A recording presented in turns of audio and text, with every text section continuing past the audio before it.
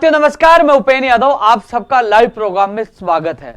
साथियों, बेरोजगारों को विभिन्न मुद्दों को लेकर आज ये लाइव है, जिसमें लंबित भर्तियां, नई भर्तियां और जो पेपर लीक प्रकरण सहित जो मामले, रीट में पद बढ़ाने सहित नई रीट भर्ती, first grade, second grade, computer भर्ती, तमाम भर्तियों को लेकर इस लाइव में चर्चा करूंगा।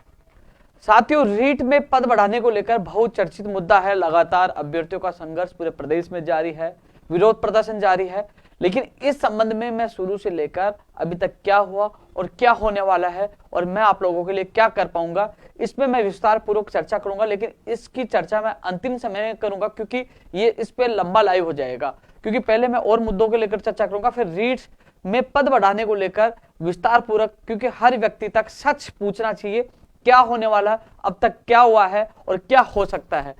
रीट में पद बढ़ाने को लेकर जो 50,000 पद की मांग जो कर रहे हैं, हर विद्यार्थी तक सच पूछाने के लिए पूरी विस्तार पूर्वक मैं इस लाइव में चर्चा करूंगा। लेकिन उससे पहले उन लोगों के लिए चर्चा करना चाहूंगा जो ज्यादा बड़ा इश्यू नहीं है, यानी कि कुल मिलाकर ज्यादा उस पर मुझे बोलना नहीं है, क्योंकि इसमें मुझे बहुत बड़ी बात आपके सामने रखनी है और सच सामने लेके आना है। इसलिए मैं इसको अंतिम जब लाइव एंड होगा उस समय मैं रीट में पद बढ़ाने को लेकर विस्तार पूर्वक चर्चा प्रदेश के युवा बेरोजगारों से करूंगा। हालांकि मुझे पता है साथियों, हर बात का जवाब मैं दूंगा, सांच को आंच नहीं है, और हर चीज का सामना करने के लिए भी तैयार होऊंगा, क्योंकि सच सच होता है, झूठ झूठ होता है। लेकिन हर बात का जवाब दूंगा, कहां साथ दिया, कहां आगे साथ दूंगा, क्या रणनीति रहेगी, हर चीज का जवाब इस लाइव के माध्यम से आप युवाओं तक पहुंचाने की कोशिश करूंगा और दूंगा उस हर व्यक्ति को जो सोशल मीडिया पे जो लगातार मैसेज कर रहा है, लेकिन उसको धरातल का, यथार्थ का पता नहीं कि यथार्थ में पहले क्या हुआ था, अब क्या होने वाला, परिस्थितियां कैसे बनी, क्या परिस्थिति थी, हर चीज का उनको पता नहीं। लेकिन tweet, social media, Facebook, YouTube पर हम लोग बात रख सकते हैं, लेकिन संघर्ष करना, यथार्थ पे संघर्ष करना बड़ा आसान नहीं है। क्या परिस्थितियां बनी, क्या स्थितियां थी, उसके बारे में अवगत करूंगा। लेकिन साथियों, इसके अलावा तमाम और चीजों को लेकर भी मैं चर्चा करूंगा। लेकिन मैं कुछ दिन से देख रहा हूं सोशल मीडिया पर कई ऐसे भी लोग हैं ट्वीट कर रहे हैं, उनकी नई आइडिया बनी है। कुछ पत्रकार भी हैं जो अभी उनको शौक लगा है, क्योंकि वो निष्पक्ष पत्रकारिता का नहीं, वो पत्रकार नहीं है, वो बड़े संस्थान के पत्रकार ने, छोटे संस्थान के, लेकिन नीचे अपना नाम लिखकर वो कुछ कमेंट ट्वीट वो कर रहे हैं, कई चीजें लिखने की कोशिश कर रहे हैं। चलो, उनका भी स्वागत है, उन विद्यार्थियों का स्वागत है जिनके मन में जिज्ञासाएं हैं। साथियों, जो सवाल उठाते हैं कि हमारी इस भर्ती में हमारे साथ धोखा हुआ, हमारे साथ इसमें ये हुआ, हमारी भर्ती नहीं हो पाई, हमारे साथ ऐसा हुआ, तो साथियों इस चीज के लिए भी जो तमाम जो पत्रकार सवाल उठाते हैं, उनका स्वागत है कि आप चाहो समय बता देना, मेरे कार्यालय पे आप आमंत्रित हो। और जो विद्यार्थी सवाल उठाते हैं कि उपेन यादव ने हमारे साथ धोखा किया, साथ नहीं दिया, और हर चीज का जवाब दूंगा, हर बात का जवाब दूंगा, क्योंकि जवाब वही दे सकता है जो काम किया हो, घर बैठे जवाब नहीं दे सकता। और यदि मैं जवाब नहीं दे पाया तो आप ऑनलाइन चाहिए, आप लाइव चला दीजिए, हर चीज लाइव में जवाब दूंगा। जवाब नहीं दे पाया तो आप कहोगे वो करने के लिए तैयार होऊंगा। लेकिन उससे पहले मैं चर्चा रीट को लेकर जो करूंगा जो अंतिम समय में, लेकिन उससे पहले मैं चर्चा और विशेष महत्वपूर्ण मुद्दे हैं जो ज्यादा बड़े नहीं, उन पे मैं चर्चा करूंगा। उसके बाद लास्ट में रीट को लेकर भी चर्चा करूंगा, नर्सिंग भर्ती 2013 को लेकर भी चर्चा करूंगा, अन्य कई मुद्दों को लेकर मैं चर्चा करूंगा इस लाइव में। साथियों, सबसे बड़ी बात है जो लंबित और नई भर्तियों को लेकर लगातार हमारा संघर्ष जारी था। साथियों, संघर्ष, जो आंदोलन, प्रदर्शन जो होता है, उसमें कुछ लोग धरातल पे होते हैं, जो संघर्ष में, जो आंदोलन में हिस्सा होते हैं, वो सूरवीर होते हैं, और कुछ लोग रजाई वीर होते हैं जो रजाई में घर रहते हैं। सोशल मीडिया पे क्या चल रहा है और धरातल पे क्या चल रहा है, दोनों परिस्थितियों में बहुत अंतर होता है। लखनऊ में हमने किन किन परिस्थितियों का सामना किया, कैसे इको गार्डन, कैसे क्या, फिर 53 दिन यहाँ रहे, जो हमारे साथी, हम लोगों को पता है कि हमने क्या क्या किया और किसकी सहमति से किया, क्या कमेटी निर्णय लिया, वो कमेटी के सदस्यों को पता है, हर व्यक्ति को पता नहीं रहता जो घर बैठे रहता है। लेकिन साथियों, मैं एक चीज सबसे पहले मैं शुरू करना चाहूंगा, पटवारी भर्ती को लेकर जो सवाल उठा। आज दैनिक भास्कर में बांसवाड़ा में खबर लगी, उन्होंने चेयरमैन मोदी जी से बात की होगी, उसके बाद उन्होंने वर्जन लगाया कि फरवरी मार्च तक इसका परिणाम आएगा। कई लोग चिंतित थे, आज पूरे दिन भर से पटवारी भर्ती परीक्षा परिणाम को लेकर कॉल आ रहे थे। अभी लाइव आने से पहले करीब 2 घंटे पहले मेरी चेयरमैन महोदय हरिप्रसाद शर्मा जी से मेरी बात हुई। सर, एक वर्जन भी लगा है, लोग परेशान हैं, दुखी हैं, तो उन्होंने कहा कि हम 100% कोशिश कर रहे हैं जनवरी में ही परिणाम निकालने की। मैं जब मिलकर आया था, मुझे कहा था 2-3 वीक बाद आपका, 2-3 वीक में आपका परिणाम आ जाएगा। जब मैं मिलकर आया था मुझे ये कहा गया था, लेकिन आज मेरी बात है, उन्होंने कहा नॉर्मलाइजेशन की प्रक्रिया चल रही है, कि किसी के साथ गलत नहीं हो, नॉर्मलाइजेशन सही तरीके से हो, तो इसलिए थोड़ा सा समय लग रहा है, लेकिन 100% पूरी कोशिश है, जनवरी में ही परिणाम जारी कर देंगे। ये चेयरमैन मोदी जी से मेरी बात हुई, इसके बाद मैंने ट्वीट किया और लाइव में आप लोगों को बता रहा हूं। कई लोग चिंतित थे कि यदि बोले कि फरवरी मार्च बहुत लेट हो जाएगा, तो इसलिए चिंतित होने की आवश्यकता नहीं, आपका परिणाम जनवरी में आएगा। लाइव आने से पहले मैंने चेयरमैन मोदी जी से आपके परिणाम को लेकर बात की है। वहीं ग्राम विकास अधिकारी भर्ती का सिलेबस और जो परीक्षा लगभग फरवरी में बता रहे हैं, लेकिन जो सिलेबस अभी तक जारी नहीं हुआ, तो सिलेबस को लेकर भी जल्द निर्णय होगा। ये उन्होंने कहा कि वो प्रोसेस में है कि जल्द ही सिलेबस भी जारी कर दिया जाएगा। तो साथियों, शायद 1-2 दिन में हो जाए तो ठीक है, नहीं तो अगले वीक तक आपका सिलेबस जारी होने की पूरी संभावना है। साथियों, इसके अलावा जो मामले हैं टेक्निकल हेल्पर भर्ती के मामले में, जो मैं खुद भास्कर सावंत जी जो आईएएस अधिकारी है, सीएमडी है, उनसे मैं मिलकर आया था, बात हुई थी, मेरे सामने एजेंसी को फोन किया था, संबंधित अधिकारी को फोन किया था और उन्होंने कहा था 3 तारीख को मीटिंग होगी, और 3 तारीख को मीटिंग हो चुकी है। एजेंसी जिसका चयन किया गया उसके साथ मीटिंग हो चुकी है, और कल भी 9 बजे तक उद्योग भवन में जो बिजली विभाग की जो टेक्निकल हेल्पर भर्ती के संबंधित अधिकारियों की मीटिंग कल भी 9 बजे, आज भी मैं मिल के आया हूं, जो संबंधित भर्ती को देख रहे हैं उनसे उससे संबंधित अधिकारी से, तो कल भी 9 बजे तक काम चला था। अभी थोड़ी देर पहले भी सीएमडी साहब वहां मौजूद नहीं थे, सचिवालय गए हुए थे, तो सीएमडी साहब का इंतजार कर रहे थे। तो काम लगातार जारी है और सीएमडी साहब ने पूरा विश्वास दिलाया था कि 10 तारीख से पहले विज्ञप्ति आपकी जारी हो जाएगी। तो साथियों, जो एजेंसी जिनको चयन हुआ है उनके अधिकारी और बिजली विभाग के जो अधिकारी लगातार काम कर रहे हैं, पूर्ण विश्वास है 10 तारीख से पहले विज्ञप्ति जारी हो जाएगी और आप लोगों को खुशियां मिल जाएगी। जो लगातार हमने संघर्ष किया, मैं खुद सीएमडी साहब से मिलकर आया था। जिनको ये लगता है कि भैया, एक चीज मैं राजस्थान के युवाओं से कहना चाहूंगा, जो लोग कहते हैं, जो लोग कॉपी पेस्ट करते हैं और मेरे कहने में बहुत अंतर है, क्योंकि मेरा वीडियो, मेरा ये ट्वीट की कॉपी आप ले जाके संबंधित, जैसे मैं सीएमडी भास्कर सावंत जी से मिलकर आया था, वार्ता की थी, मेरे सामने उन्होंने फोन किया था, जो चीजें बताई मैंने ट्वीट किया था, आप पता कर सकते हो, सच का सच और झूठ का झूठ सामने आ जाए, क्योंकि हम दरअसल पे काम करते हैं। जो टेक्निकल हेल्पर भर्ती के लिए साफ मना कर दिया गया था, उसकी घोषणा करवाई, वित्तीय स्वीकृति दिलाई, अब उसकी विज्ञप्ति भी जल्द जारी होगी। इन अभ्यर्थियों का इंतजार भी जल्द समाप्त होगा। सीएमडी साहब से खुद मिलकर आया था, आज भी संबंधित अधिकारी से मिलकर आऊं, बोले 2 दिन से काम चल रहा है और जल्द से जल्द विज्ञप्ति जारी करेंगे। और इसके अलावा इससे ऊर्जा मंत्री भंवर सिंह भाटी जी से भी मैंने कई बार इसके संबंध में मुलाकात की है और आपने वो तस्वीरें देखी होंगी। तो लगातार हम प्रयास कर रहे हैं, क्योंकि हर बेरोजगार के लिए प्रयास लगातार हमारा जारी है। जैसे पीएचडी की जो चयनित अभ्यर्थी की नियुक्ति के संबंध में महेश जोशी जी से मैं मिलकर आया था और उनसे और जलदाय विभाग में और भर्तियों के संबंधित मैंने निवेदन किया कि साहब, आप मंत्री हो, आपके कार्यकाल में कुछ भर्तियां आ जाएंगी तो आपका भी नाम होगा। और उसके दूसरे दिन ही उन्होंने चयन बोर्ड के चेयरमैन हरिप्रसाद जी साहब के साथ बैठकर मीटिंग की, कुछ की अभ्यर्थना भिजवा दी और घोषणा कर दी कि 1700 पदों पर, जो 368 प्लस जो और भी पदों पर, जो 1700 पदों पर भर्तियां आएंगी। तो वो एक्टिव हुए, क्योंकि मैं खुद मिलकर निवेदन करके आया और वो चयनित अभ्यर्थियों को नियुक्ति आदेश भी जारी हो गए थे। मैंने ट्वीट के माध्यम से आप लोगों को बता दिया। धीरे धीरे हमारा संघर्ष रंग ला रहा है और उसके परिणाम स्वरूप आज जिनका काम नहीं हो पाता धीरे हो पा रहा है, जिनका लंबित है वो तो मुझे पता है कि नाराज होगा, और जिनका काम हो गया वो ज्वाइनिंग लेके चला जाएगा। लेकिन एक चीज बताइए, आप लोगों के लिए लगातार प्रयास मैं कर रहा हूं। जो एमएलए एमपी की जो जिम्मेदारी है, जब उनको हमने चुनाया, नेता बनाया, वो लोग अपनी जिम्मेदारी से हट रहे हैं लेटर लेकर, लेकिन आज मैं अकेला हर व्यक्ति के लिए भाग रहा हूं, हर मंत्री के पास भाग रहा हूं, हर विभाग में जा रहा हूं और लगातार आप लोगों के लिए लड़ाई लड़ रहा हूं, और जिसका परिणाम देखने को मिला है, उनकी ज्वाइनिंग आदेश भी हो चुके हैं और नई भर्ती का प्रोसेस भी, प्रक्रिया भी शुरू हो चुकी है। 4 महीने में उदय जी से जब मैं मिला था, जो मैंने ट्वीट किया था, 1000 प्लस का मतलब 1000 का मतलब 1000 प्लस का मतलब 1000 नहीं होता, 1000 प्लस का मतलब 11, 12, 13, 14, 15, 16 कितने भी हो सकते हैं, यानी कि 1000 प्लस पदों पर वैकेंसी जैन भर्ती के लिए आएगी। उन्होंने कहा कुछ पदों की अभ्यर्थना आ चुकी है, अब आएगी कब, इसके लिए उन्होंने कहा था कि हम कैलेंडर जनवरी में तैयार कर रहे हैं और इनकी विज्ञप्तियां जनवरी फरवरी में जारी होने की बात उन्होंने कही थी।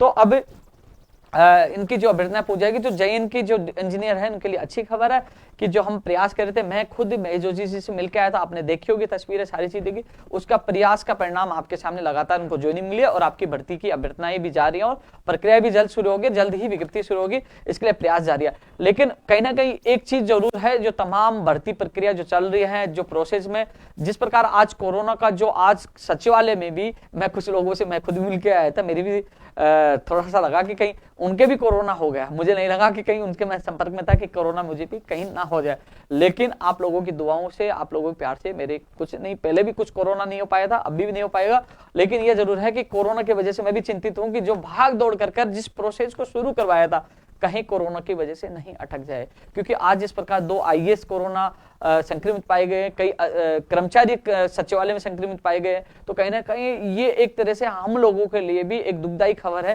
क्योंकि जब ऑफिसों में जो कर्मचारी कोरोना ग्रस्त हो जाएंगे, जब वो पहुंचेंगे नहीं तो कहीं ना कहीं प्रक्रिया भी धीमी पड़ेगी, भर्ती प्रक्रिया भी धीरे रहेगी। ऐसे में मैं खुद चिंतित हूं कि इतना प्रयास के बावजूद जो 53 दिन आंदोलन किया, जो भर्ती प्रक्रिया का प्रोसेस शुरू करवाया, तो कोरोना की वजह से कहीं धीमा ना पड़ जाए, इसलिए चिंतित दुखी में भी। लेकिन दोस्तों, यदि कोरोना आता है, यदि बढ़ता है, यदि लोग संक्रमित होते हैं, साथ इसमें हमारा भी दोष नहीं है, कुदरत की कहर है जिसका सामना हम सबको करना पड़ेगा। लेकिन भगवान से दुआ करो कि कोरोना नहीं बढ़े और ऐसी स्थिति नहीं आए कि सरकारी कार्यालय बंद सरकार को करना पड़े, छुट्टियां करने पड़े, और यदि छुट्टियां होगी तो हमारे भाग्य का जो हम लगातार इंतजार कर रहे थे कि भाग्य उज्जवल कब होगा, भर्तियां कब आएगी, ज्वाइनिंग कब होगी, लंबित भर्तियां कब होगी, कहीं ना कहीं उसमें धीमी रफ्तार पड़ सकती है। साथियों, जो मैंने बताया, इसके अलावा टेक्निकल हेल्पर की जो मैंने बता दिया कि 2 दिन से काम चल रहा, जाके पता कर लीजिए।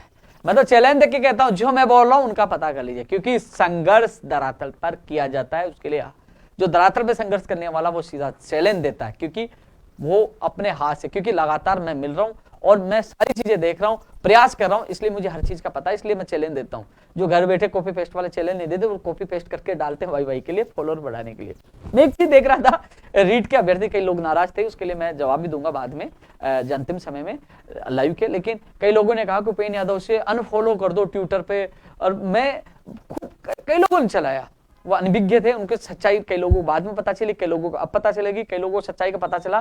तो कई लोगों की साजिश थी मेरे खिलाफ, मेरी युवा बेरोजगार करने की। लेकिन हो क्या रहा है, मैं कल देख रहा था 89,000 थे, 4 लाख, और आज 91 के 2,000 बढ़ गए, बढ़ रहे हैं, कम नहीं हो पा रहे। लोग अभियान चला रहे हैं, आप बढ़ रहे हैं। देख लीजिए कितना प्यार विश्वास लोगों का है।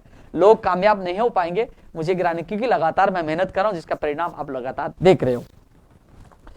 पटवारी का मैंने बताया, टेक्निकल हेल्पर का मैंने बताया, पंचायत राज जैन भर्ती का वित्त विभाग में गई थी। साथियों, मैं एक चीज बता दूं, पंचायत राज जैन भर्ती का लोग जो इंतजार कर रहे हैं, उन अभ्यर्थियों को मैं यही कहना चाहूंगा साथियों, जो भर्ती मेरे आज मैं समझ रहा था कि 2013 के बाद भर्ती आई नहीं, लेकिन आज किसी व्यक्ति ने बताया कि 2013 के बाद नहीं, 2008 के बाद ही नहीं आई भर्ती। लेकिन साथियों, आपने देखा होगा कि इस आंदोलन के बाद कुछ समय से जो हम प्रयास किया, उसके बाद 2100 पदों की जो फाइल आपकी विधि विभाग में गई, इसमें 500 और पद बढ़ाने के लिए मैं कोशिश कर रहा हूं, 500 से ज्यादा पद बढ़ाने की, लेकिन 2100 की फाइल जो वित्त में गई थी। तो साथियों, वो फाइल आने के बाद जो हालांकि ये जरूरी, ये तो निश्चित हो चुका है कि इसमें लिखित परीक्षा होगी, और जो लिखित परीक्षा की जो आप लोग मांग कर रहे थे, वो मांग पूरी हो रही है, लिखित परीक्षा होगी।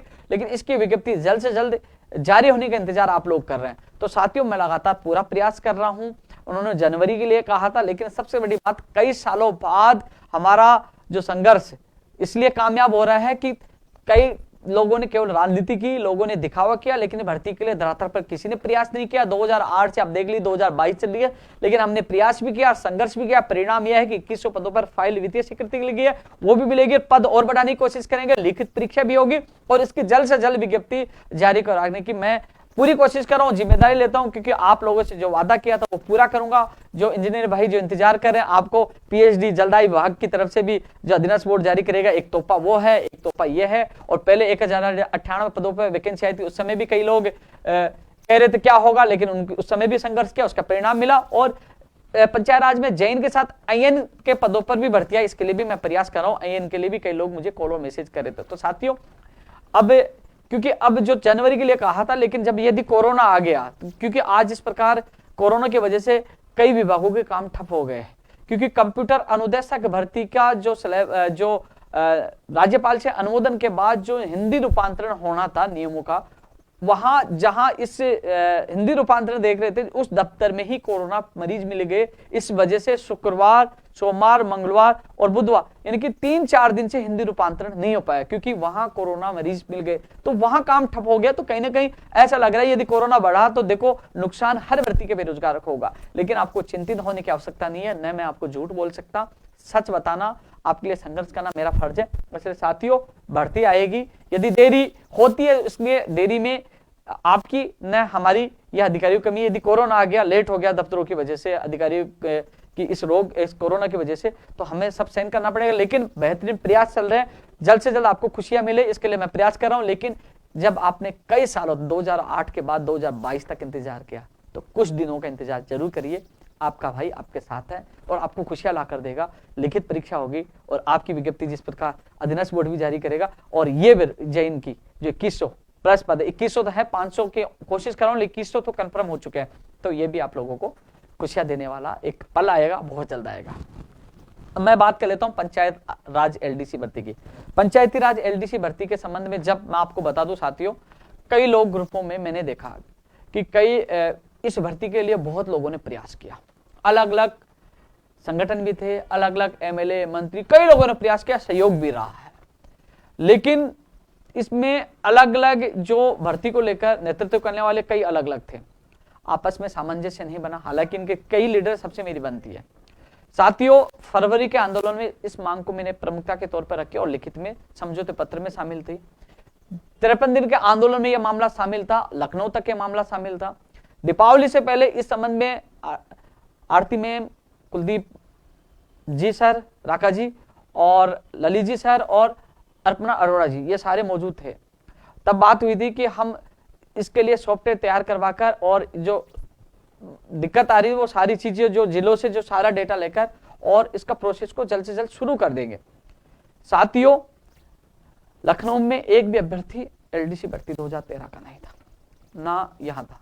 लेकिन जितना प्रयास, क्योंकि फरवरी में मैंने वादा किया था, उस समय मैंने घोषणा मांग पत्र में डलवाया था, लिखित में लिया था, आप लोगों से वादा किया था। आपका दर्द मैंने देखा, क्योंकि ये इतना मैं भागदौड़ क्यों कर रहा हूं, इतनी मैंने ताकत क्यों लगाई। मुझे आज भी याद है, उस बहन जो कोटा की रहने वाली बहन ने मुझे कहा था, मेरे पति ने मुझे केवल इस भर्ती की वजह से घर से निकाल दिया। उसके आंसू मुझे याद थे, उनका दर्द मुझे याद था। और कल परसों फोन आया, उन्होंने कहा भैया मैं वही बोल रही हूं जिससे मैंने आपको बताया था, मेरे पति ने झगड़ा करके मुझे घर से निकाल दिया। मैंने उस समय उस बहन से वादा किया था, कल फिर उनको मैंने कहा कि मैंने जो आपसे वादा किया वो जल्द पूरा होगा। साथियों, हमारी जो लखनऊ से आने के बाद हमारी इस भर्ती को लेकर पीसी किशन जी से हमारी वार्ता करवाई थी, आईएएस अधिकारी से। उन्होंने दिसंबर महीने में इसकी सूची जारी करने की बात कही थी। फिर उन्होंने समय लग गया तो उन्होंने कहा 10 जनवरी तक इसकी हम नियुक्ति प्रक्रिया का कैलेंडर जारी कर देंगे। साथियों, जो देरी, अब जब कल शाम को आईएएस स्पेशल, अब तो सचिव हो गए हैं, मुख्यमंत्री सचिव आरती डोगरा जी से मुलाकात हुई थी। घनश्याम जी मेरे साथ मौजूद थे, जो इस भर्ती के प्रतिनिधि हैं। सीएमओ में मैंने नाराजगी जताई, मैंने कहा दिसंबर की बात हुई थी, अभी तक इसका कैलेंडर जारी नहीं हुआ। दिसंबर, फिर हमने 10 जनवरी तक का समय दिया। टाइम पे टाइम बढ़ रहा है और लगातार बेरोजगार परेशान हो रहे हैं, दुखी हो रहे हैं। मैम ने एक बात कही कि आपने इतने साल इंतजार कर लिए, आप बता दीजिए जो हमारे पंचायती राज मंत्री चुनाव में चले गए, क्या वो वहां नहीं जाते? वो वहां चले गए, वहां 5-7 दिन वहां लग गए, इस वजह से इंतजार लेट हुआ है। और हमने आपकी इस भर्ती को 2013 की तमाम भर्तियों को हमने शुरू नहीं की, केवल एक पंचायत राज एलडीसी भर्ती 2013 है जो आप लोगों को उस भर्ती को जिंदा किया गया है। आपकी कैलेंडर जारी हो रहा है, थोड़ा सा समय लगा, आप विचलित हो गए, आप यहाँ आके नाराज हो रहे, आपके कितने काम कर दिए। साथियों, मैंने उनसे निवेदन किया, क्योंकि जो जानकारी है, जो मैं मिलके हूं, आपको सच और तथ्यात्मक सारी चीज बताना जरूरी है। क्योंकि आज तक क्या हुआ है कि आपको आपके कई साथियों ने कहा इस महीने में खुशियां मिल जाएगी, अगले वीक में खुशियां मिल जाएगी, अगले महीने मिल जाएगी, अगले महीने मिल जाएगी। तो अगला महीना, अगला वीक, अगला महीना, अगला वीक सुन सुन के आपके कान पक चुके हैं, आप थक चुके हैं और आप लोग बिल्कुल हताश और दुखी हो चुके हैं कि आखिरकार अगला महीना और अगला सप्ताह कब आएगा। मुझे पता आपकी परेशानी का, लेकिन आपके भाई ने कहा है, मैं वादा करता हूं इस मामले को लेकर, उस बहन से वादा किया था, आपसे जो वादा किया था, आप मेरा ये वीडियो रिकॉर्ड रखना, आपसे वादा किया था वो वादा जल्द पूरा करूंगा। क्योंकि साथियों, मैं इस फाइल के पीछे लगातार पड़ा हुआ हूं। शुक्रवार को फाइल पंचायत राज जो अर्पणा जी के वहां आई थी, शुक्रवार को आई थी। शुक्रवार को आने के बाद मैं उनसे मिला, उनके बाद फाइल शाम तक पहुंच गई थी पीसी किशन जी के पास। और पीसी किशन जी उस दिन अल्पसंख्यक के वाले मामले में एक मीटिंग में मुख्यमंत्री जी के साथ बिजी थे, वो लेट तक पूछे। हम लोग वहां 7 बजे तक वहां बैठे रहे, इंतजार करते रहे। फिर उसके बाद शनिवार और संडे छुट्टी रही और सोमवार को फाइल चली गई। पंचायत राज जो विभाग वहां जो पहले इस भर्ती को डील कर रहे थे वीपी सिंह जी, क्योंकि वो रिटायर्ड हो चुके हैं और वहां 2 दिन तक कुछ नहीं हुआ। जब मैम से हम मिले, जब मैम से कल जो हमारी मुलाकात हुई, तो उन्होंने जो इसकी एडिशनल इसका चार्ज इसकी जगह दूसरे को दिया गया है, प्रवीण कुमार जी चौधरी हैं, उनको दिया गया। तो कल मैडम से मिलने के बाद कि मैडम ने कहा कि वो रिटायर्ड हो चुके थे, अब उनकी जगह दूसरों को एडिशनल चार्ज दिया जा रहा है। साथियों, पहले मंत्री जी चुनाव में चले गए जिसकी वजह से लेट हो गया। जिस इस भर्ती को देख रहे थे वो रिटायर्ड हो गए, तो उनकी जगह अब 2 दिन थे, कुछ नहीं हुआ। फिर शाम को मैं खुद जाकर, मेरे साथ सारे लोग, आपके लोग शामिल थे, प्रवीण कुमार जी से मुलाकात की। प्रवीण कुमार जी ने कहा कि इस भर्ती को मैं नहीं देख रहा, एडिशनल मुझे चार्ज दिया, लेकिन मैं इसको कल ही निकालूंगा। आज फाइल निकली है और आज फाइल वहां से डीओपी होते अखिल अरोड़ा जी के पास जाएगी, वित्त में जाएगी, और वित्त के बाद जाएगी सीएमओ। क्यों जाएगी? कई लोग कह रहे हैं कि मैंने एक ट्वीट किया था कि सीएमओ फाइल जाएगी। अब सीएमओ क्यों जाएगी मैं आपको बता दूं, क्योंकि कल आरती मैम से मिलने के बाद प्रवीण कुमार जी से मिले थे, फिर आज सुबह 11:30 बजे धर्मेंद्र राठौड़ जी से मैंने मुलाकात की। आपके साथी मेरे साथ, घनश्याम जी मेरे साथ थे। मैंने कहा साहब मेरी नाराजगी है, मुझे दिसंबर के लिए कहा, 10 जनवरी के लिए कहा, और बार बार लेट हो रहा है, बेरोजगार परेशान है, दुखी है, मैंने नाराजगी जताई। तो मेरे सामने ही धर्मेंद्र राठौड़ जी ने आरती मैम को फोन किया, अखिल अरोड़ा जी को फोन किया, और उन्होंने कहा प्राथमिकता के साथ इस भर्ती को पूरी करनी है। तो साथियों, उसके बाद आरती मैम को यह भी कहा कि आप इसको ट्रैक कीजिए। आरती मैम ने कहा कि मैं इसके लिए स्पेशल किसी व्यक्ति को लगा रहा हूं। मैम ने कहा लगा रहे हैं कि वो उसको ट्रैक करते रहे कि फाइल कहां गई है, तो वो ट्रैक करते रहेंगे। तो इसलिए मैम से बात हुई थी। फिर अखिल अरोड़ा जी से शाम को मैं मिलकर आया था। अखिल अरोड़ा जी ने कहा कि डीओपी से मेरे पास फाइल आ जाएगी और इसको मैं कैबिनेट के लिए भेज रहा हूं, क्योंकि सीएमओ का मतलब सीएमओ में, मैंने कहा कैबिनेट में क्यों?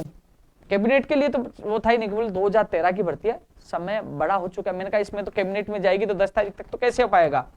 उन्होंने कहा हर वीक में कैबिनेट की मीटिंग हो रही है, और कैबिनेट की मीटिंग नहीं भी होगी तो हम लोग सर्कुलेशन के माध्यम से सीएमओ में भेजकर और वो करवा लेंगे। तो साथियों, आप लोगों को सच बताना, सही बताना मेरा कर्तव्य था, क्योंकि पहले मंत्री जी की वजह से कुछ समय लेट हुआ, फिर जो प्रवीण कुमार जी, वीपी सिंह जी चले गए, रिटायर्ड हो गए, तो उसके बाद प्रवीण कुमार जी ने आज फाइल भेजी, 2 दिन वहां लेट हो गया, 5-7 दिन पहले लेट हो गया।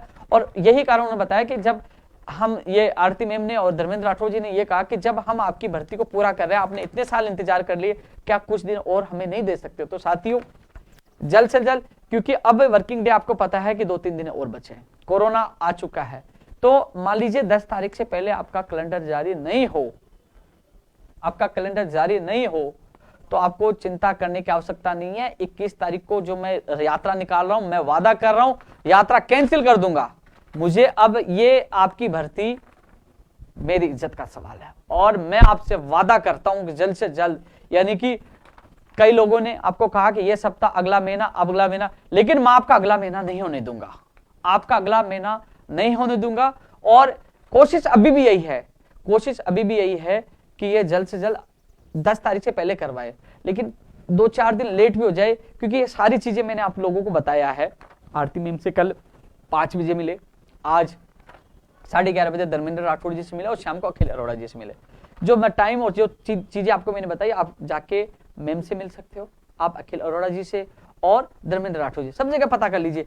एक आपकी भर्ती के लिए तीनों जगह आपके प्रतिनिधि मंडल को साथ ले जाकर पूरी कोशिश की है। इसलिए चिंता न करिए, जो कई सालों बाद आपको न्याय मिल रहा है, क्योंकि आपकी भर्ती और जो टेक्निकल हेल्पर है, कंप्यूटर अनुदेशक भर्ती है, और JN है, IN है, इन सबके लिए पता है रीट का बड़ा आंदोलन चल रहा है। मैं वहां क्यों नहीं गया? आज वो लोग मुझसे नाराज है, मुझे गालियां दे रहे हैं, मैं इसलिए नहीं गया। आपके साथियों ने मुझे ये कहा, कई लोगों ने कहा कि आप लोग वहां चले जाओगे तो सरकार हमारी भर्ती प्रक्रियाओं को रोक देगी।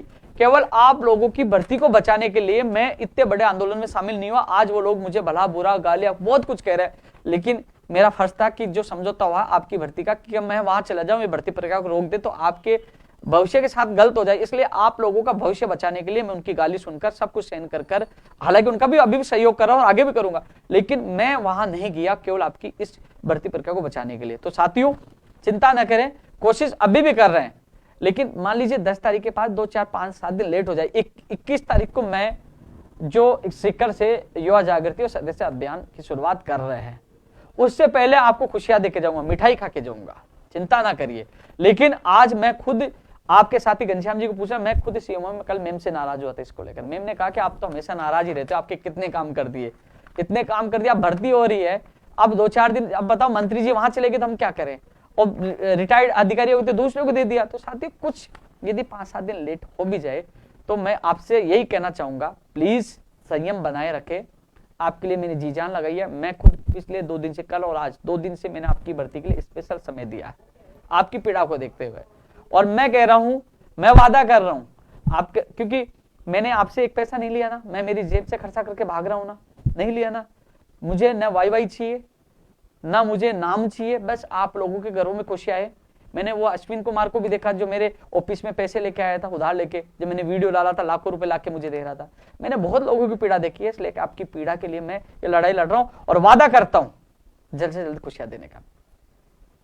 इसलिए आप चिंतित होने की आवश्यकता नहीं है, दुखी होने की आवश्यकता नहीं। मैं आपकी मन की पीड़ा समझता हूं कि आपको एक महीना से आपको डर लगने लग गया, लेकिन अगला महीना आपका नहीं होगा। इसी महीने में कुछ खबरी मिलेगी। कोशिश कर रहे हैं जल्द से जल्द। पीछे पड़े हैं, मैं खुद पीछे पड़ा रहूंगा, खुद पीछे, फिर वापस मिलूंगा, क्योंकि कल आ जाएगी तो परसों वापस जाके मैं मिलूंगा खिलौना जी से, साहब आप भिजवा दीजिए। और जल्द से जल्द सीएमओ से, वहां से कैबिनेट से, जहां भी जानी है, जहां से जल्द करवाकर जल्द से जल्द कैलेंडर जारी करवाने की मैं कोशिश करूंगा। 10 तारीख से 2-4-5 दिन लेट भी हो जाए तो आपको घबराने की आवश्यकता नहीं है, क्योंकि उन्होंने ये कहा कि हमने इतना बड़ा काम किया, 2013 की तमाम भर्तियां बंद पड़ी, आपकी भर्ती प्रक्रिया शुरू करवाई है, तो थोड़ा सा समय लग जाए तो आप लोग गुस्सा क्यों करते हो। तो साथियों, आपकी भर्ती को शुरू करवाने के लिए हर बात माननी पड़ती है, इसलिए सभी से ये कहना चाहूंगा, विश्वास मेरे ऊपर रखे और संयम बनाए रखे। वो समय दे दिया भाई, ग्राम सेवक का मैं बोल दिया। ये कंप्यूटर भर्ती अनुदेशक वाला जो मामला है साथियों, अभी तक इसका हिंदी रूपांतरण नहीं हुआ है, और ये जो शुक्रवार को फाइल 12 बजे राज्यपाल मोदी जी से आई थी, मैं लगातार इसके पीछे पड़ा हुआ था। और जो यहाँ जो संबंधित, आज मैं एजुकेशन में मिल के आया था संबंधित अधिकारी से, तो उन्होंने ये कहा था कि शाम तक हमारे पास फाइल आ जाएगी। तो कल मैं पता करता हूँ, यदि आज फाइल आ गई है तो कल आपकी अधिसूचना जारी हो जाएगी, और यदि नहीं आई है तो उसको जल्द से जल्द, क्योंकि वहां कोरोना पॉजिटिव पाए गए हैं जहां हिंदी रूपांतरण होना था, इस वजह से लेट हुई। क्योंकि मेरे को गुस्सा है कि भैया शुक्रवार को फाइल आई थी, 3 दिन हो गए, अभी तक हिंदी रूपांतरण नहीं हो पाया। फिर उन्होंने कहा कोरोना हो गया, लेकिन मैं उसको चेक करने के लिए मैं खुद गया, तो मुझे पता चला कि वास्तव में वहां उस दफ्तर में जहां हिंदी रूपांतरण होना था, वहां वास्तव में कोरोना पॉजिटिव कर्मचारी पाए गए, इसलिए थोड़ा लेट हुआ। लेकिन फिर भी उन्होंने कहा था शाम तक, इससे संबंधित अधिकारी से मिलकर आया था कि शाम तक शिक्षा विभाग में आ जाएगी, उसके बाद हम कार्य विभाग में भेजेंगे और फिर अधिसूचना जारी हो जाएगी। कल जो भी अपडेट होगी मैं दूंगा, उसके बाद वो कॉपी बच जाएगी अधीनस्थ बोर्ड, उसके बाद आपकी विज्ञप्ति जारी होगी, और विज्ञप्ति जल्द से जल्द जारी कराने के लिए मैं पूरी कोशिश करूंगा। मैं खुद चेयरमैन मोदी जी से मिलूंगा और जल्द से जल्द आपकी भर्ती परीक्षा का कैलेंडर जारी हो, वो भी मैं कोशिश करूंगा। साथियों, फर्स्ट ग्रेड सेकंड ग्रेड के लिए भी जो आज भी मीडिया में आवाज उठाई है, मैंने मीडिया वालों से निवेदन किया था कि लोग कंफ्यूज हैं कि रीट की तैयारी करें, फर्स्ट ग्रेड के सेकंड ग्रेड के, इनका संशोधित कैलेंडर आरपीएससी भी जारी करे। और क्योंकि बेरोजगार तैयारी कैसे करे, तो कैलेंडर जारी होना चाहिए कि वास्तव में रीट 14-15 मई को होगी क्या, फर्स्ट ग्रेड कब होगी, सेकंड ग्रेड कब होगी, इनकी परीक्षा तिथि के लिए विज्ञप्ति कब जारी होगी। इसलिए मैं पूरी कोशिश कर रहा हूँ मीडिया के माध्यम से भी, और मिलकर भी मैं पूरी कोशिश कर रहा हूँ। वैसे जनवरी फरवरी, लेकिन कोरोना चल रहा है, अब क्या रूप लेगा ये ओमिक्रॉन, ये कोरोना क्या लेगा, अब तो परिस्थितियां क्या बता दें। आज 1800 से ज्यादा केस है, और अब सरकार सख्ताई बदल रही है। अब धीरे धीरे मान लीजिए कोचिंग में बंद हो जाएगी, दफ्तर बंद हो जाएंगे, तो कहने के हर भर्ती प्रक्रिया लेट होगी। लेकिन यह निश्चित है, आपकी भर्ती प्रक्रियाओं की विज्ञप्ति जैसे सामान्य स्थिति होगी जल्द से जल्द जारी करवाने के लिए मैं लगातार संघर्ष करता रहूंगा। पीटीआई भर्ती की जो विज्ञप्ति 461 के लिए अभ्यर्थियों की मांग थी कि हमारी विज्ञप्ति अभी जारी नहीं की जाए, पदों की संख्या बढ़ाई जाए। तो साथियों, इस मांग को मैंने रखा माननीय मुख्यमंत्री जी अधिकारियों के सामने, इस बात को मान लिया है कि अब 461 भर्ती प्रक्रिया को रोकने की बात कही है। मैंने कहा कि रोक दीजिए, 461 में बेरोजगारों क्या होगा, इसमें पद बढ़ाइए। तो पद बढ़ाने के संबंध को लेकर कि बजट भी आने वाला है, एक फाइल चली थी पद बढ़ाने की, शायद उन पदों को ऐड किया जाएगा या फिर बजट के बाद निकाले जाएंगे। तो पीटीआई में पद बढ़ाने का जो मामला है वो अभी सकारात्मक है, और उन्होंने कहा है कि पद बढ़ाने के कारण ही इसकी विज्ञप्ति जल्द से जल्द जारी नहीं की जाएगी, पहले पद बढ़ाने को लेकर फैसला लिया जाएगा। तो साथियों, पूरा प्रयास कर रहे हैं पीटीआई भर्ती में पदों की संख्या बढ़ाई जाए और बजट में भी पीटीआई के पदों की घोषणा की जाए, इसके लिए भी हम पूरी कोशिश कर रहे हैं। आरपीएससी संशोधित कैलेंडर जारी किया जिसमें फर्स्ट ग्रेड आईएन का भी जिक्र किया जाए, और अधीनस्थ बोर्ड भी कैलेंडर जारी किया। हालांकि चेयरमैन मोदी जी ने मुझे कहा था कि हम जनवरी में भर्ती परीक्षाओं को कैलेंडर जारी कर देंगे। मई जून जुलाई में कई भर्तियों की परीक्षाएं हो जाती है, और उसके बाद और भी कैलेंडर में दर्शा देंगे कि कब कब एग्जाम होगी। तो कैलेंडर जल्द से जल्द जारी करने का आश्वासन उन्होंने दिया था। रीट 2018 की आज सुनवाई हुई, सरकार की तरफ से एडवोकेट जनरल साहब भी गए, आज सुनवाई हो पाई, लेकिन समय पूरा नहीं मिल पाई, इस कारण 10 तारीख को दिया। उम्मीद करता हूं कि 10 तारीख को इसका फैसला हो जाना चाहिए। जहां मेरी किसी एडवोकेट से बात हुई थी तो उन्होंने ये कहा था कि सुनवाई बहुत कुछ हो चुकी है और लगता है कि 10 तारीख को इसमें फाइनल फैसला आने की उम्मीद है। तो साथियों 10 तारीख को, क्योंकि लोग परेशान है तारीख पे तारीख, लेकिन आज सुनवाई हुई है और सुनवाई अच्छी तरह हुई है, पॉजिटिव हुई है, तो ऐसे में अब 10 तारीख को ही फैसला होगा। फैसला न्यायालय को करना है, किसके पक्ष में आएगा तब पता चलेगा। लेकिन इस बार हम सरकार की लापरवाही नहीं बता सकते क्योंकि सरकार की तरफ से पैरवी की गई थी, मजबूत पैरवी की गई थी, लेकिन फैसला अब न्यायालय को करना है और अब अगली सुनवाई 10 तारीख को बताई जा रही है। कोशिश यही रहेगी सरकार की तरफ से 10 तारीख को कोई लापरवाही नहीं है, उनका एडवोकेट मौजूद रहे जिससे फैसला हो सके। विशेष शिक्षक जो भर्ती पदों का मामला है साथियों, विशेष शिक्षक के अभ्यर्थी बहुत ही संघर्षशील थे, बहुत ही अच्छे व्यक्ति थे, मैंने हमेशा इनके संघर्ष को सैल्यूट किया है। साथियों इनके जो संबंधित अभ्यर्थी दीपेंद्र चौहान मेरे साथ मौजूद था, आरती मैम से मैं कल मिल के आया था, तब मैंने चर्चा की मैम की विशेष शिक्षक कम से कम 2 से 3 हजार पदों पर वैकेंसी आपको निकालनी चाहिए थी। तो उन्होंने कहा कि मैं खुद इस मामले में अधिकारियों से संबंधित जो डिपार्टमेंट चाहे शिक्षा विभाग है, मैंने खुद ने इस मामले में मजबूती से बात रखी थी, लेकिन अगली बार मुख्यमंत्री जी ने कहा कि अगली बार इसमें पदों की संख्या और भी कई गुना ज्यादा आएगी और हम नियम जो बना हुआ है अभी फिलहाल उसमें शिथिलता देने के निर्देश हमने विभाग को दे दिया, क्योंकि जो नियम अब बना हुआ उसके हिसाब से पोस्ट नहीं बन रही। इस संबंध में शिक्षा विभाग के जो जॉइंट सेक्रेटरी साहब से मैं डीएस से मैं खुद मिलकर आया था, उन्होंने साथियों आप पता कर लीजिए जो विशेष शिक्षक के जो पदों का जो 1000 पद आए, कई लोगों ने सवाल उठाए क्योंकि साथियों मात्र 100 पद ही बन रहे थे, 900 पद आप लोगों के संघर्ष के बदौलत, जो लोगों ने सैल्यूट करो, जो लोगों को नंबर आ जाएगा। हालांकि मैं एक चीज बता दूं, 1000 पदों में जो लखनऊ गए थे, जो लोग 53 दिन तक संघर्ष कर रहे थे, उनमें से मुझे लगता है 80 से 90% लोगों का नंबर नहीं आ रहा। लेकिन जिन लोगों का 1000 पदों में नंबर आएगा, उनसे मेरा निवेदन है कि उन लोगों को आप सैल्यूट करना, उनको धन्यवाद देना। जो लोग दीपावली दशहरा यहाँ बनाते रहे, लखनऊ तक गए, उनके बदौलत आपके 1000 पदों पर यह वैकेंसी आई है। मात्र 100 पद बन रहे थे नियम अनुसार। और आप सच जानना चाहो तो आप संबंधित अधिकारी शिक्षा विभाग में डीएस साहब से मिल लेना, सच का पता लग जाएगा। और 100 पद के बजाय 1000 पदों पर आपकी भर्ती निकाली गई। इनकी 900 पद इन युवा बेरोजगारों के संघर्ष के बदौलत आई है। ऐसे लोगों को मैं सैल्यूट करता हूं। मुझे दुख है, अफसोस है कि इनकी 2000 की मांग मैं पूरी नहीं करा पाया, क्योंकि नियम अनुसार, क्योंकि नियमों में अब शिथिलता दी जाएगी, जो अगली भर्ती तक वो काउंटिंग हो पाएगी, जिससे अगली भर्ती में और लोगों को मौका मिल पाएगा। तो नई भर्ती, क्योंकि आपने देखा होगा पहली बार प्रेस नोट में भी विशेष शिक्षकों के बारे में चर्चा की गई है। पहले कभी आपका प्रेस नोट जारी नहीं हुआ, यह आपके संघर्ष के बदौलत है। मुझसे जितना प्रयास हुआ मैंने प्रयास किया। 1000 पदों पर यह घोषणा हुई आपके संघर्ष के बदौलत। 2000 पदों पर नहीं हो पाई, कम से कम 2000 होने चाहिए थे। मैं समझ चाहता हूं जो लोग जिनकी आशाएं थी, लेकिन मुझसे जितना बेहतरीन प्रयास हुआ, आपके साथी जानते हैं कितनी बार मीटिंग हुई, कितनी बार मैं गया, कितनी बार मजबूती से बात रखी, लेकिन इतना जरूर है कि कभी संघर्ष विफल नहीं जाता। 100 की बजाय 1000 सीट आई है। 1000 परिवारों में खुशियां तो आएंगी, लेकिन संघर्ष जबरदस्त था और आपने पूरी भागीदारी निभाई। सैल्यूट और धन्यवाद। और कोशिश यही रहेगी, मैंने कल भी बात रखी थी तो उन्होंने कहा कि हम नियमों में संशोधन शिथिलता दे रहे हैं, भविष्य में जो 14-15 मई को जो एग्जाम होगी उसमें और भी अधिक पद आएंगे। ये उन्होंने मुझे कल सीएमओ में वार्ता में आरती मैम ने बताया। और आरती मैम ने कहा कि जितना मैं इस मामले को लेकर मैंने कोशिश की, जितनी बेहतरीन कोशिश करनी थी मैंने की। तो मैं धन्यवाद देना चाहूंगा आरती मैम को कि वास्तव में उन्होंने 1000 को भी स्वीकृति दिलाने का काम किया। अंतिम समय में 1000 पदों की वित्तीय स्वीकृति नहीं थी, अंतिम समय में वित्तीय स्वीकृति देकर और आपकी विज्ञप्ति जारी की। आप पता कर लेना कि वित्तीय स्वीकृति कब मिली, तो अब आपको पता लग जाएगा कि ये वो जाबाज वीर जो लखनऊ तक गए थे, उनके संघर्ष के बदौलत 1000 पदों पर यह विशेष शिक्षकों की वैकेंसी आई है। साथियों जो एसआई भर्ती में देखो, गलत होगा, एसआई हो चाहे रीट हो, नया भजनलाल पकड़ा गया है। नहीं, जो बीकानेर से जो पेपर जो प्रिंसिपल के द्वारा भेजा गया था, 12 लोगों का नाम आया, तो उनका क्या हुआ, भजनलाल का है, उनको जेल में डालने के साथ साथ और उनकी जो कड़ी से कड़ी को तोड़ना चाहिए तो सबको जेल में डालना। आप पता नहीं है कहां का पेपर गया है, ये बिल्कुल गलत है। इसीलिए हमने युवा जागृति और सदस्यता अभियान और पूरा अभियान पूरे प्रदेश में चला रहे हैं, हर जगह, तहसील में, हर जिले में, इसलिए चला रहे हैं कि आने वाली भर्तियों में ऐसा नहीं हो।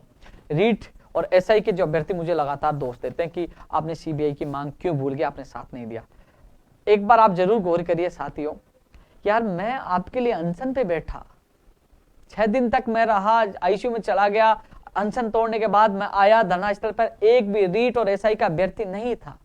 जब मैंने उन लोगों के आंखों में आंसू देखे, जब उन लोगों का जो समर्पण देखा, वहां वो लंबी तो नहीं भर्ती वाले बैठे थे, लंबी तो नहीं भर्ती वाले बैठे थे। जब एसआई और रीट का एक भी अभ्यर्थी नहीं आया तो मुझे आंदोलन को बदलना पड़ा और आंदोलन से रीट और एसआई की सीबीआई की मांग को हटाना पड़ा, क्योंकि जिन लोगों के लिए आवाज उठा रहा हूं वो घर में रजाई में सो रहे हैं। जो लोग यहाँ लंबी तो नहीं भर्ती वाले, जो लोग पिछले कई सालों से दुखी और परेशान है, वो सीबीआई की मांग कर रहे थे, वो बैठे बैठे, वो भी मेरी इज्जत रखने के लिए। जब मुझे लगा कि यहाँ कोई भी नहीं है तो उस मांग को बदलकर नई और लंबित भर्तियों के लिए संघर्ष करना पड़ा। लोग कह रहे हैं कि उपेंद्र यादव ने मांग को दबा दिया। लोग कह रहे हैं उपेंद्र यादव तो सरकार से और मुख्यमंत्री से मिला हुआ। यार उपेंद्र यादव मिला होता 53 दिन वहां नहीं पड़ा रहता, दीपावली और दशहरा नहीं बनाता, अपने सिस्टर और अंकल के लड़के की शादी में मैं मिस नहीं करता, मैं लखनऊ नहीं जाता। और आपने देखा मुख्यमंत्री जी ने भी 3.5 मिनट बोला, कल परसों भी बोला, हर चीजों का सामना मुझे नहीं करना पड़ता। कई कांग्रेस के नेताओं ने मुझे बीजेपी का कहा, आरोप लगाया। यार हर चीज का सामना मुझे करना पड़ता है। आप लोग आते नहीं हो तो आप भी खुद भी गुस्सा करते हो, सरकार भी गुस्सा करती है, कभी कोई बीजेपी का बताता है, कोई कांग्रेस का बताता है। अब हनुमान बेनीवाल जी से मिलकर आया था मैं, अब आरएलबी का बता देना। बस बताते रहिए, संघर्ष मैं ही करता रहूंगा। जिनको चुना वो कोई नहीं करेगा, केवल आपको भ्रमित करते रहेंगे और उनके जो चैले हैं, जो सोशल मीडिया पर केवल कमेंट करते रहेंगे। अरे मैंने तो कहा कि भैया आप मुझसे बढ़िया करके दिखा दीजिए, वो उद्योग मैदान, वो लखनऊ, लेकिन वो आना नहीं चाहते। मैंने कई बार चैलेंज दिया था, लेकिन घर से बाहर निकलना नहीं चाहते। क्योंकि इसलिए नहीं निकलना चाहते कि केवल वो भ्रमित करके घर बैठे राजनीति करना चाहते और हम युवाओं को कमजोर करना चाहते। लेकिन कोई भी युवा कमजोर नहीं होगा, लड़ेंगे और जीतेंगे। तो साथियों, काश एसआई और रीट के लिए हजारों के लोग आते। 20 और 22 को एसआई के लोग आए, 30 तारीख को घटना घट गई, उसके बाद एसआई के लोग जाके सो गए। आखिरकार एसआई के जो अभ्यर्थी 20 और 22 के आए थे वो गलत नहीं थे, वो सही थे। लेकिन कुछ लोग केवल अपना यूट्यूब चलाने के लिए उनको भ्रमित किया। कुछ कोचिंग के लोग भी शामिल थे, केवल उनको भ्रमित किया और उनको भ्रमित करते रहे, उनके साथ धोखा किया। आखिरकार वो उन लोगों की बातों में नहीं आते तो कहीं ना कहीं आज नतीजा अलग होता। लगातार मैं प्रयास करता रहा, मुझे लगा कि आपका सहयोग नहीं मिला, आंदोलन को मुझे चेंज करना पड़ा, लंबी तो नहीं भर्तियों को लेकर चलना पड़ा। और उनमें चलो अच्छी बात आप लोगों को नहीं है, लेकिन कई लोगों को न्याय मिलने जा रहा है। प्रयोगशाला सहायक भर्ती चिकित्सा विभाग की जिसको रद्द कर दिया गया था, उसको जिंदा करवाकर उनकी सूची जारी करवा दी है। कई परिवारों में खुशी आई है, जो पिछले 3 साल से भटक रहे थे, रो रहे थे, आज उनके घरों में खुशी आने का काम इस संघर्ष के बदौलत हुआ है।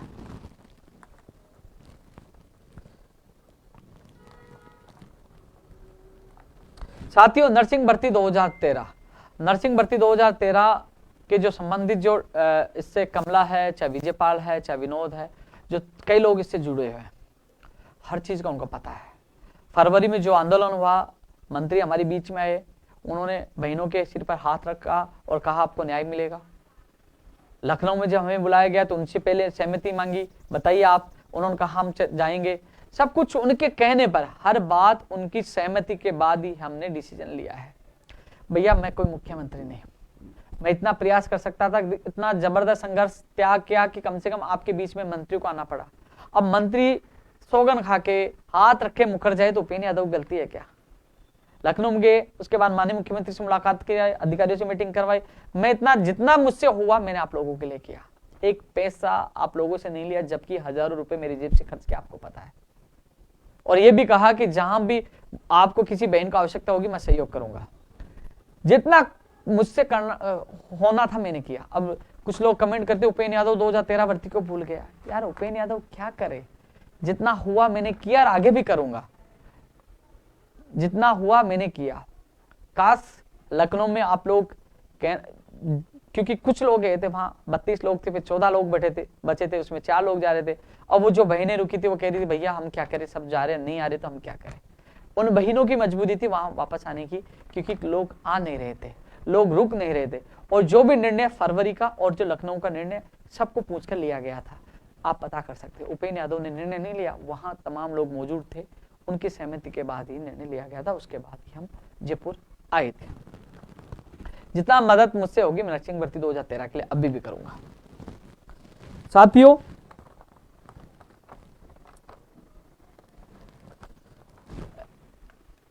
गैर जमानती कानून, पेपर लीक, नकल, फर्जी डिग्री, फर्जी सर्टिफिकेट, दिव्यांग सर्टिफिकेट, उन सबको गैर जमानती कानून में शामिल किया जाए। सरकार ने घोषणा कर दी, लेकिन अभी तक इसका आदेश जारी नहीं हुआ। विधानसभा सत्र भी आने वाला, बजट भी आने वाला, इसका आदेश जारी हो। और हम मांग कर रहे हैं कि इस कानून में जो अपराधी पाए जाते हैं, पकड़े जाते हैं, उनकी संपत्ति जब्त की जाए और उसको जेल में डाला जाए। ऐसा ही भर्ती में जो प्रिंसिपल पकड़ा गया, क्या उसको बर्खास्त किया गया? क्यों बर्खास्त नहीं किया? और उस स्कूल को मान्यता रद्द क्यों नहीं की? कमला देवी कॉलेज में जो गड़बड़ी, उसकी मान्यता रद्द क्यों नहीं की? सरकार को सख्त एक्शन लेना होगा। पकड़े जाने वाले, नकल करने वाले, नकल कराने वाले, उनके खिलाफ भी कार्रवाई करो, उनको भी गैर जमानती कानून में शामिल किया जाए। मैंने पहले भी बताया था कि क्या क्या करना चाहिए। तमाम बिंदुओं को लेकर युवा जागृति अभियान और सदस्यता अभियान चलाने की घोषणा की थी, क्योंकि पेपर लीक को रोकना होगा, फर्जीवाड़ों को रोकना होगा, नकलचियों को रोकना होगा।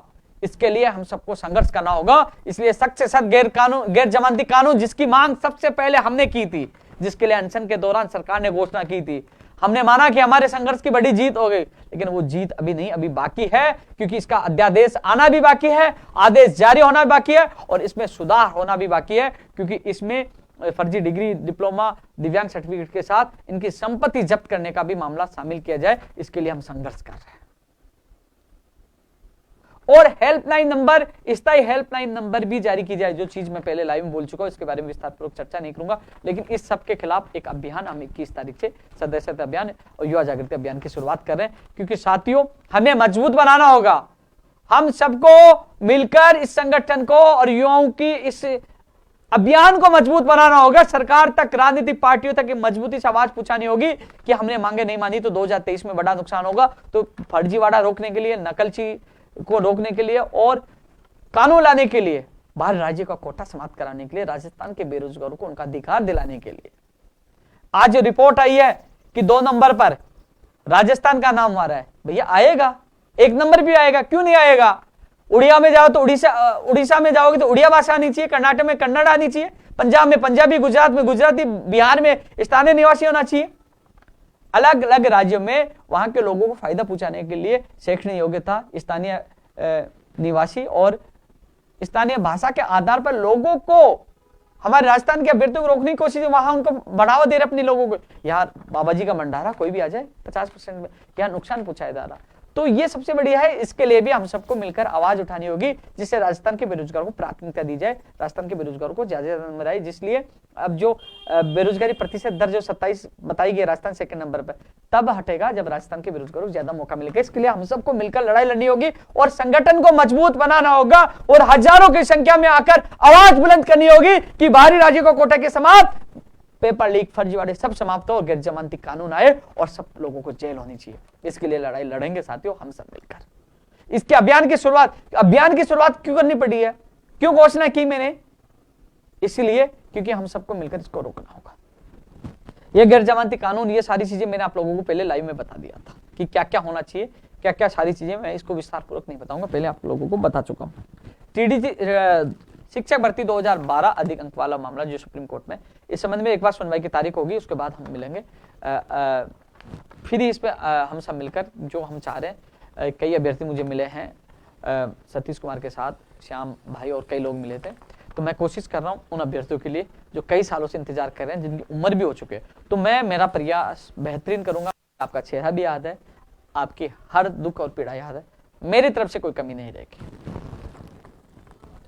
साथियों, युवा बोर्ड अब कोई लोगों को पता ही नहीं है। अब मैं आप सब युवाओं को बताना चाह रहा हूं, जब हमने कांग्रेस को समर्थन दिया था, जब राहुल गांधी जी से मुलाकात की थी, जब सैकड़ों की संख्या में पीसीसी सचिन पायलट जी से मुलाकात की थी, तब हमने घोषणा पत्र में डलवाया था कि युवाओं के लिए युवा बोर्ड या कोई ऐसा स्थान होना चाहिए जहां बेरोजगार अपनी बात रख सके, अपनी पीड़ा रख सके कि मेरी भर्ती लंबी तक, आज आखिरकार बेरोजगार जाए तो कहां जाए। तब उन्होंने घोषणा पत्र में डाला था, पढ़ लेना सब लोग, मैंने खुद ने डलवाया था, युवा बोर्ड बेरोजगारों की समस्याओं का नीति निर्धारण करेगा।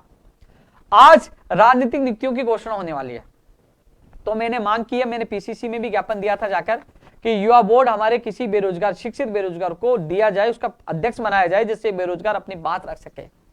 मैंने इसमें यह भी लिखा था मुझे छोड़कर, मुझे नहीं बनना, क्योंकि मैं इसकी मांग करता ना तो लोग कहते हैं ये उपेंद्र यादव अध्यक्ष बनना चाहता तब मांग की, तो स्पष्ट मैंने लिखा मुझे छोड़कर किसी को भी। अरे हमारा कोई भी शिक्षित बेरोजगार भाई अध्यक्ष बन जाएगा तो कम से कम हमारा बेरोजगार भाई वहां जाकर अपनी भर्ती संबंधित पीड़ा रख पाएगा। सीधा कम से कम सीएम से तो मिलवा देगा, कम से कम मंत्री से तो मिलवा देगा, अधिकारियों से मिलवा देगा, कम से कम उनकी समस्याओं को हल करवाने की कोशिश तो करेगा। इसलिए युवा बोर्ड की मांग हमने की थी, घोषणा पत्र में भी डलवाया था।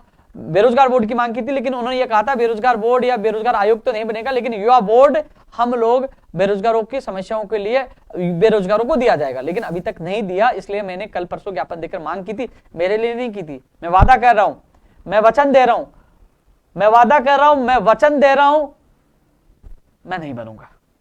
क्योंकि मैंने 10 साल संघर्ष किया है, क्योंकि मैं युवा बोर्ड के अध्यक्ष बनने के लिए संघर्ष नहीं किया, आप लोगों को न्याय दिलाने के लिए संघर्ष किया। क्योंकि कल मेरी मेहनत और मेरे संघर्ष पर सवाल उठे, इसलिए मैंने मांग की युवा बोर्ड बेरोजगार प्रतिनिधि को दिया जाए, जिससे हमारा बेरोजगार वहां बात रख सके। आप लोगों के लिए मैंने मांग की थी, लेकिन फिर भी जो राजनीतिक आकाओं के चेले चमचे ट्वीट करेंगे उपेंद्र यादव, इसलिए मांग की खुद के लिए। मैं कह रहा हूं मेरा वीडियो नोट करना, ये रिकॉर्ड रखना, ये मेरे फेसबुक यूट्यूब सब जगह रहेगा, मुझे नहीं चाहिए, लेकिन युवा बोर्ड होना चाहिए जिससे मेरा बेरोजगार वहां बात रख सके, वो मुख्यमंत्री से मिल सके, अधिकारी से मिल सके, कह सके कि मेरी भर्ती नहीं हो पा रही, क्यों नहीं हो पा रही, क्यों विज्ञप्ति नहीं आ पा रही, क्यों परिणाम नहीं आ पा रहा, क्यों पेपर लीक हो रहा है, क्या हुआ भजन लाल का, क्या हुआ बीकानेर से पकड़े गए उन अपराधियों का जिन्होंने पेपर लीक किया था। ऐसा आएगा कोई पूछ सके, आज पूछने के लिए कोई स्थान है क्या, कोई प्लेटफॉर्म है क्या? इसलिए मैं मांग कर रहा था, सारी मांगे वाजिब है, आपके हित में कर रहा हूं। बाहरी राज्यों का कोटा खत्म होगा तो आपको फायदा होगा, युवा बेरोजगार बोर्ड आप लोगों के लिए रखा जाएगा तो आप अपनी बात रख पाओगे, गैर जमानती कानून आएगा तो भर्ती परीक्षाएं बचेगी। यार ये राजनीति है क्या? इतने अच्छे काम, अच्छी मांग आप लोगों के लिए कर रहा हूं, कई लोग उपेंद्र यादव राजनीति कर, अरे तुम में दम है तो तुम कर लो, तुम लड़ लो, मैं तो चैलेंज दे रहा हूं। लेकिन हम घर से निकलना नहीं चाहते, उपेंद्र यादव की टांग खींचना चाहते, लेकिन राजस्थान के लाखों बेरोजगार मेरे साथ है, ये तो आपने देख लिया होगा। इसलिए वो मेरा कुछ नहीं बिगाड़ पाएंगे, क्योंकि लगातार मैं संघर्ष कर रहा हूं, आवाज उठा रहा हूं और लगातार उनके लिए संघर्ष करता हूं। लेकिन ये मांगे पूरी होती है तो दोस्तों मेरे प्रदेश के युवा बेरोजगार को सही समय पे न्याय मिल पाएगा और खुशियां मिल पाएगी। साथियों, मैं कुछ देख रहा था, किरोड़ी बैंसला जी बीमार हैं, जो गुर्जर समाज के लिए एक योद्धा हैं, जिन्होंने उनको आरक्षण दिलाने में पूरी भूमिका उनकी थी। मैं उनसे मिलने चला गया, कुछ लोगों ने कहा कि राजनीति, यार किसी सम्मानीय आदरणीय व्यक्ति से मिलना, उनका हालचाल पूछना क्या गलत है? ये मेरे माता पिता ने मुझे अच्छे संस्कार दिए कि बड़ों का सम्मान करना। आज मैं उनके हालचाल पूछने, उस पर लोग ट्वीट कर रहे थे कि ये तो राजनीति है, वो तो पूछने चले गए। आदरणीय सम्मानीय व्यक्ति, उन्होंने बहुत त्याग तपस्या की है समाज के लिए, गुर्जर समाज के लिए तपस्या की होगी, लेकिन उससे अन्य समाजों को भी शिक्षा मिली कि संघर्ष कभी विफल नहीं होता, संघर्ष का फल मिलता। आज उन्होंने एक इतिहास रचा था। ऐसे आदरणीय व्यक्ति से मिलना कोई गुनाह नहीं, मैं मिल के आया। हनुमान बेनीवाल जी हैं, मुझे व्यक्तिगत जो संपर्क और उनसे जो कई सालों से है, मैं उनसे मिल के आया, मुलाकात करके आया। बोले हनुमान बेनीवाल जी से मिल के आ गया। अरे मिलना गुनाह है क्या? मैं तो और लोगों से मिलूंगा। व्यक्तिगत संपर्क भी है। मैं उनसे कई बार, जब मैं बीजेपी कार्यकाल में जब मैं धरना प्रदर्शन कर रहा था, वो विधानसभा में हमारे बेरोजगारों कई मामले उठाए। जहां मुझे मिलना पड़ेगा, हर व्यक्ति से मिलूंगा। इनको राजनीति से ना जोड़े प्लीज। हर चीज को यार आप सवाल उठा दीजिए। जो मौत और अपनी जिंदगी से जो जूझ रहे हैं, हॉस्पिटल में एडमिट है, उन व्यक्ति से मैं मिलने गया हूं कि मनोकामना की, तो उसके लिए सवाल उठाए, गलत बात है यार। लेकिन सुधरे नहीं, आदत है। एक कहावत है ना, कुत्ते की पूंछ टेढ़े की टेढ़ी रहती है। आदत है, कोई दिक्कत नहीं, कहते रहिए, मेरे क्या फर्क पड़ेगा। साथियों, पशुधन सहायक की, वनरक्षक, वनपाल, प्रयोगशाला सहायक, इनकी भर्तियों की विज्ञप्तियां जारी हो और इसके लिए लगातार हमारा प्रयास जारी है। एक चीज और बता दूं, सीएटी की वजह से टीआरए सहित कई भर्ती प्रक्रियाएं अटक गई थी। टीआरए के लिए लगातार कॉल और मैसेज आता है। मैं कार्मिक जो सचिव है, प्रमुख सचिव है हेमंत गेरा जी, आईएएस अधिकारी, उनसे मैं मिल के आया था और उन्होंने मुझे कहा था कि जो 2019-20 की जो भर्ती है, 21 की जो भर्ती है, हम कोशिश करेंगे। आपने अच्छी मांग उठाई है, इस पर हम गौर कर रहे हैं, इसको मैं भिजवाऊंगा, मुख्यमंत्री जी तक भिजवाऊंगा कि जो पहले की भर्तियां हैं। मैंने तो यह कहा सीएटी को लागू ही मत करो यार, आप वो करवाओगे, फिर मेन एग्जाम कराओगे, तो ये अब एक भर्ती ही, एक एग्जाम ही सही समय पे नहीं हो रही, दो दो एग्जाम कैसे सही समय पे हो पाएगी। तो उन्होंने मुझे आश्वासन दिया था जो टीआरए भर्ती से संबंधित अन्य जो भर्तियां हैं जो सीएटी के अंदर आती है, जिसकी वजह से वो भर्तियों की विज्ञप्तियां जारी नहीं हो पा रही, उन अभ्यर्थियों के लिए अच्छी खबर है। मुझे उन्होंने कहा था कि मेरी कोशिश रहेगी, और कोशिश क्या, ये हम कर देंगे कि सीएटी को बाद में जब नियम बन के आ जाएंगे तब लागू करेंगे, तो नई भर्तियों के लिए लागू कर देंगे। जो पहले जो 19, 20, 21 की जो भर्तियां जिनकी विज्ञप्तियां जारी नहीं हो पाई, उनको सीएटी से हम बाहर करके उनकी विज्ञप्तियां जारी कर देंगे। तो साथियों, टीआरए और जो अन्य भर्तियां सीएटी की वजह से अटकी पड़ी थी, उनके लिए अच्छी खबर है, इस पर जल्दी राहत मिलेगी। मैं खुद मिलकर आया था हेमंत गैरा जी से, और मुख्यमंत्री जी के नाम भी सीएमओ में सीएम सचिव को ज्ञापन सौंपा था। वहीं जो कनिष्ठ अनुदेशक के संबंध में वीडियो डाल ही दिया था, कॉलेज में कनिष्ठ अनुदेशक के लिए मैं प्रयास कर रहा हूं, जो नियम की अधिसूचना जारी होगी उसके पास विज्ञप्ति जल्द से जल्द जारी करवाने के। लैब टेक्नीशियन के 120 अभ्यर्थियों के लिए साथियों मैं आज गया था, आज वैभव गलेरिया जी से मुलाकात नहीं हो पाई, कल मिलूंगा क्योंकि वो मीटिंग व्यस्त थे, तो जल्द से जल्द आदेश जारी करवाने की कोशिश करूंगा। स्कूल व्याकरण 600 निवासी। अब सवाल है, शिक्षा मंत्री जी गोविंद सिंह डोटासरा जी ने वादा किया था, 2 बार घोषणा की थी, अधिकारी आनाकानी कर रहे हैं। अब देखते हैं इस लड़ाई में जीत गोविंद सिंह डोटासरा जी से पीसीसी चीफ की होती है या अधिकारी की होती है। मैं तो मानता हूं दबंग है डोटासरा जी, कहते हैं कि वो कहते हैं वो करते हैं, और अब देखते इस लड़ाई में कौन जीतते हैं। लेकिन ये जरूर है कि 600 निवासी पदों के लिए मैं भी अंतिम क्षण तक लड़ूंगा। अभी जिस प्रकार पीसीसी चीफ और पूर्व शिक्षा मंत्री जी के जो बयान है, जो उनके अभी विचार है इस संबंध में पॉजिटिव है, इसलिए मैं चुप हूं। और माननीय शिक्षा मंत्री जी, पूर्व शिक्षा मंत्री जी और पीसीसी चीफ इस मामले को भूल जाएंगे, नहीं करेंगे तो मैं भी पीछा नहीं छोड़ूंगा। सोशल मीडिया हर जगह याद दिलाऊंगा कि आपने वादा किया था कातर सभा में घंटी बजेगी, कब घंटी बजेगी, हर मीडिया हर जगह आवाज उठाऊंगा, क्योंकि वादा किया था, वादा आपको पूरा करना होगा। पीसीसी साहब, आपने वादा किया था, मुझे पूर्ण विश्वास है आप वादा पूरा करोगे। आपने विद्यार्थियों को भी कहा है कि मैं मेरा वादा पूरा करूंगा, और मैं भी पूरी कोशिश कर रहा हूं लगातार। अभी कल मिला था तो कल भी मैंने याद दिलाया था कि ये 600 निवासी के अभ्यर्थी अभी भी संघर्षरत हैं, और 11 जनवरी को जिप्पी आने के लिए कह रहे हैं। तो इसके लिए आप 600 निवासी घबराए मत, जिद्दी में पक्का हूं, 600 निवासी भी आएंगे और आपके घरों में खुशियां भी आएंगी। सेकंड ग्रेड 2016 भैया आपके सूची के लिए यहां से अनुमति दिलाकर बीकानेर से जो भिजवाना था आरपीएससी भिजवा दिया। थोड़ा सा प्रयास आप भी दे दो, धरना बैठ जाओ, मैं भी आ जाऊंगा, लगा दो टेंट, गाड़ दो सामने। आरपीएससी की स्थिति है बिना धरना प्रदर्शन किए वो कुछ करते ही नहीं है। हालांकि कल मैं अधिकारियों से, शिव सिंह राठौड़ जी से बात करने की कोशिश करूंगा, कल बात करते हैं इस संबंध में।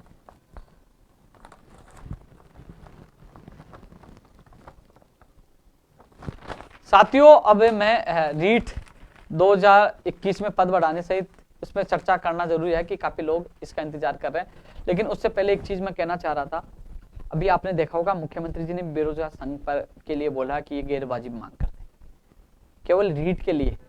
सब पता उनको, जब मैं आपके धरने पे जा रहा था, आपको बीडी कल्ला जी से मिलवा रहा था, मुख्यमंत्री जी से मिलवाया था, उनके अधिकारियों से मिलाया था, पूरा सपोर्ट करा, उनको सब पता है।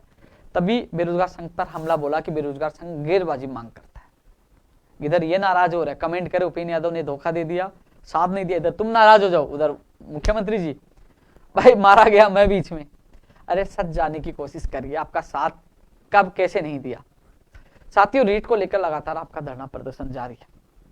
जो तमाम लोग जो घर बैठे हैं, जो धरने पे बैठे हैं, इस लाइव को आप ध्यान से जरूर सुनना, देखना। साथियों, जब हमारा 14 अक्टूबर से आंदोलन शुरू हुआ, 14 नवंबर के बाद आपके लोग आए कि पद बढ़ाने की मांग में हम आपके साथ शामिल होने चाहते हैं। उस समय 2, 4, 5 लोग ही आए थे, मैंने कहा स्वागत है, अब आ जाइए। मीडिया में प्राथमिकता के साथ उनकी मांग उठाई, वहां मौजूद थे देवेंद्र शर्मा, शायद वो लड़का और उसके साथी कई लोग आए थे। वो बैठे, जब हमने सब्जी मंडी लगाई तो वो शामिल थे, और उसकी आज तक बड़े बड़े न्यूज चैनलों पर खबर भी चली होगी। 44 दिन तक हम जयपुर में बैठे रहे, हमें लगा कि हमारी मांग नहीं सुनी जा रही। हमने अल्टीमेटम दिया कि हम लोग लखनऊ जाएंगे, और यहां से लखनऊ के लिए हम निकल गए। साथियों, लखनऊ जब हम पहुंचे तो क्या है कि हम गार्डन, जब पहले कार्यालय गए, वहां धक्का मुक्की सारा सीन नजर आप लोगों ने देखा होगा। उसके बाद उन्होंने कहा कि 5-6 लोगों का मुख्यमंत्री जी से मिलवा देंगे, आप लोग यहाँ से चले जाए। तो उसके बाद हम लोग चले गए इको गार्डन में। इको गार्डन में गए तो हम फ्री थे, मैं भी फ्री था, मैं गिनती कर रहा था। मैंने गिना 16 रीट के हैं, 32 नर्सिंग भर्ती के हैं, अलग अलग भर्तियों के सारे गिनती में कर रहा था। तो फिर जैसे मुख्यमंत्री जी का बयान आया, वापस वहां जाकर बैठ के लगातार हमारा संघर्ष जारी था और लगातार ये सारी मांग सोशल मीडिया के माध्यम से आपकी मांग भी जारी थी, पदों की संख्या बढ़ाए, तमाम बेरोजगारों की मांगे जारी थी। साथियों 3 तारीख को जब लगातार, क्योंकि संख्या कम होती जा रही थी, संघर्ष लंबा हो गया, 53 दिन का हो गया था, वहां 6 दिन 7 दिन हो चुके थे। तो देवेंद्र कह रहा मैं भी जा रहा हूँ और मुकेश भी कह रहा मैं भी जा रहा हूँ कि मुझे यूनिवर्सिटी में, यानी कि हर्ष भी था, को टोटल वहाँ 6 लोग थे।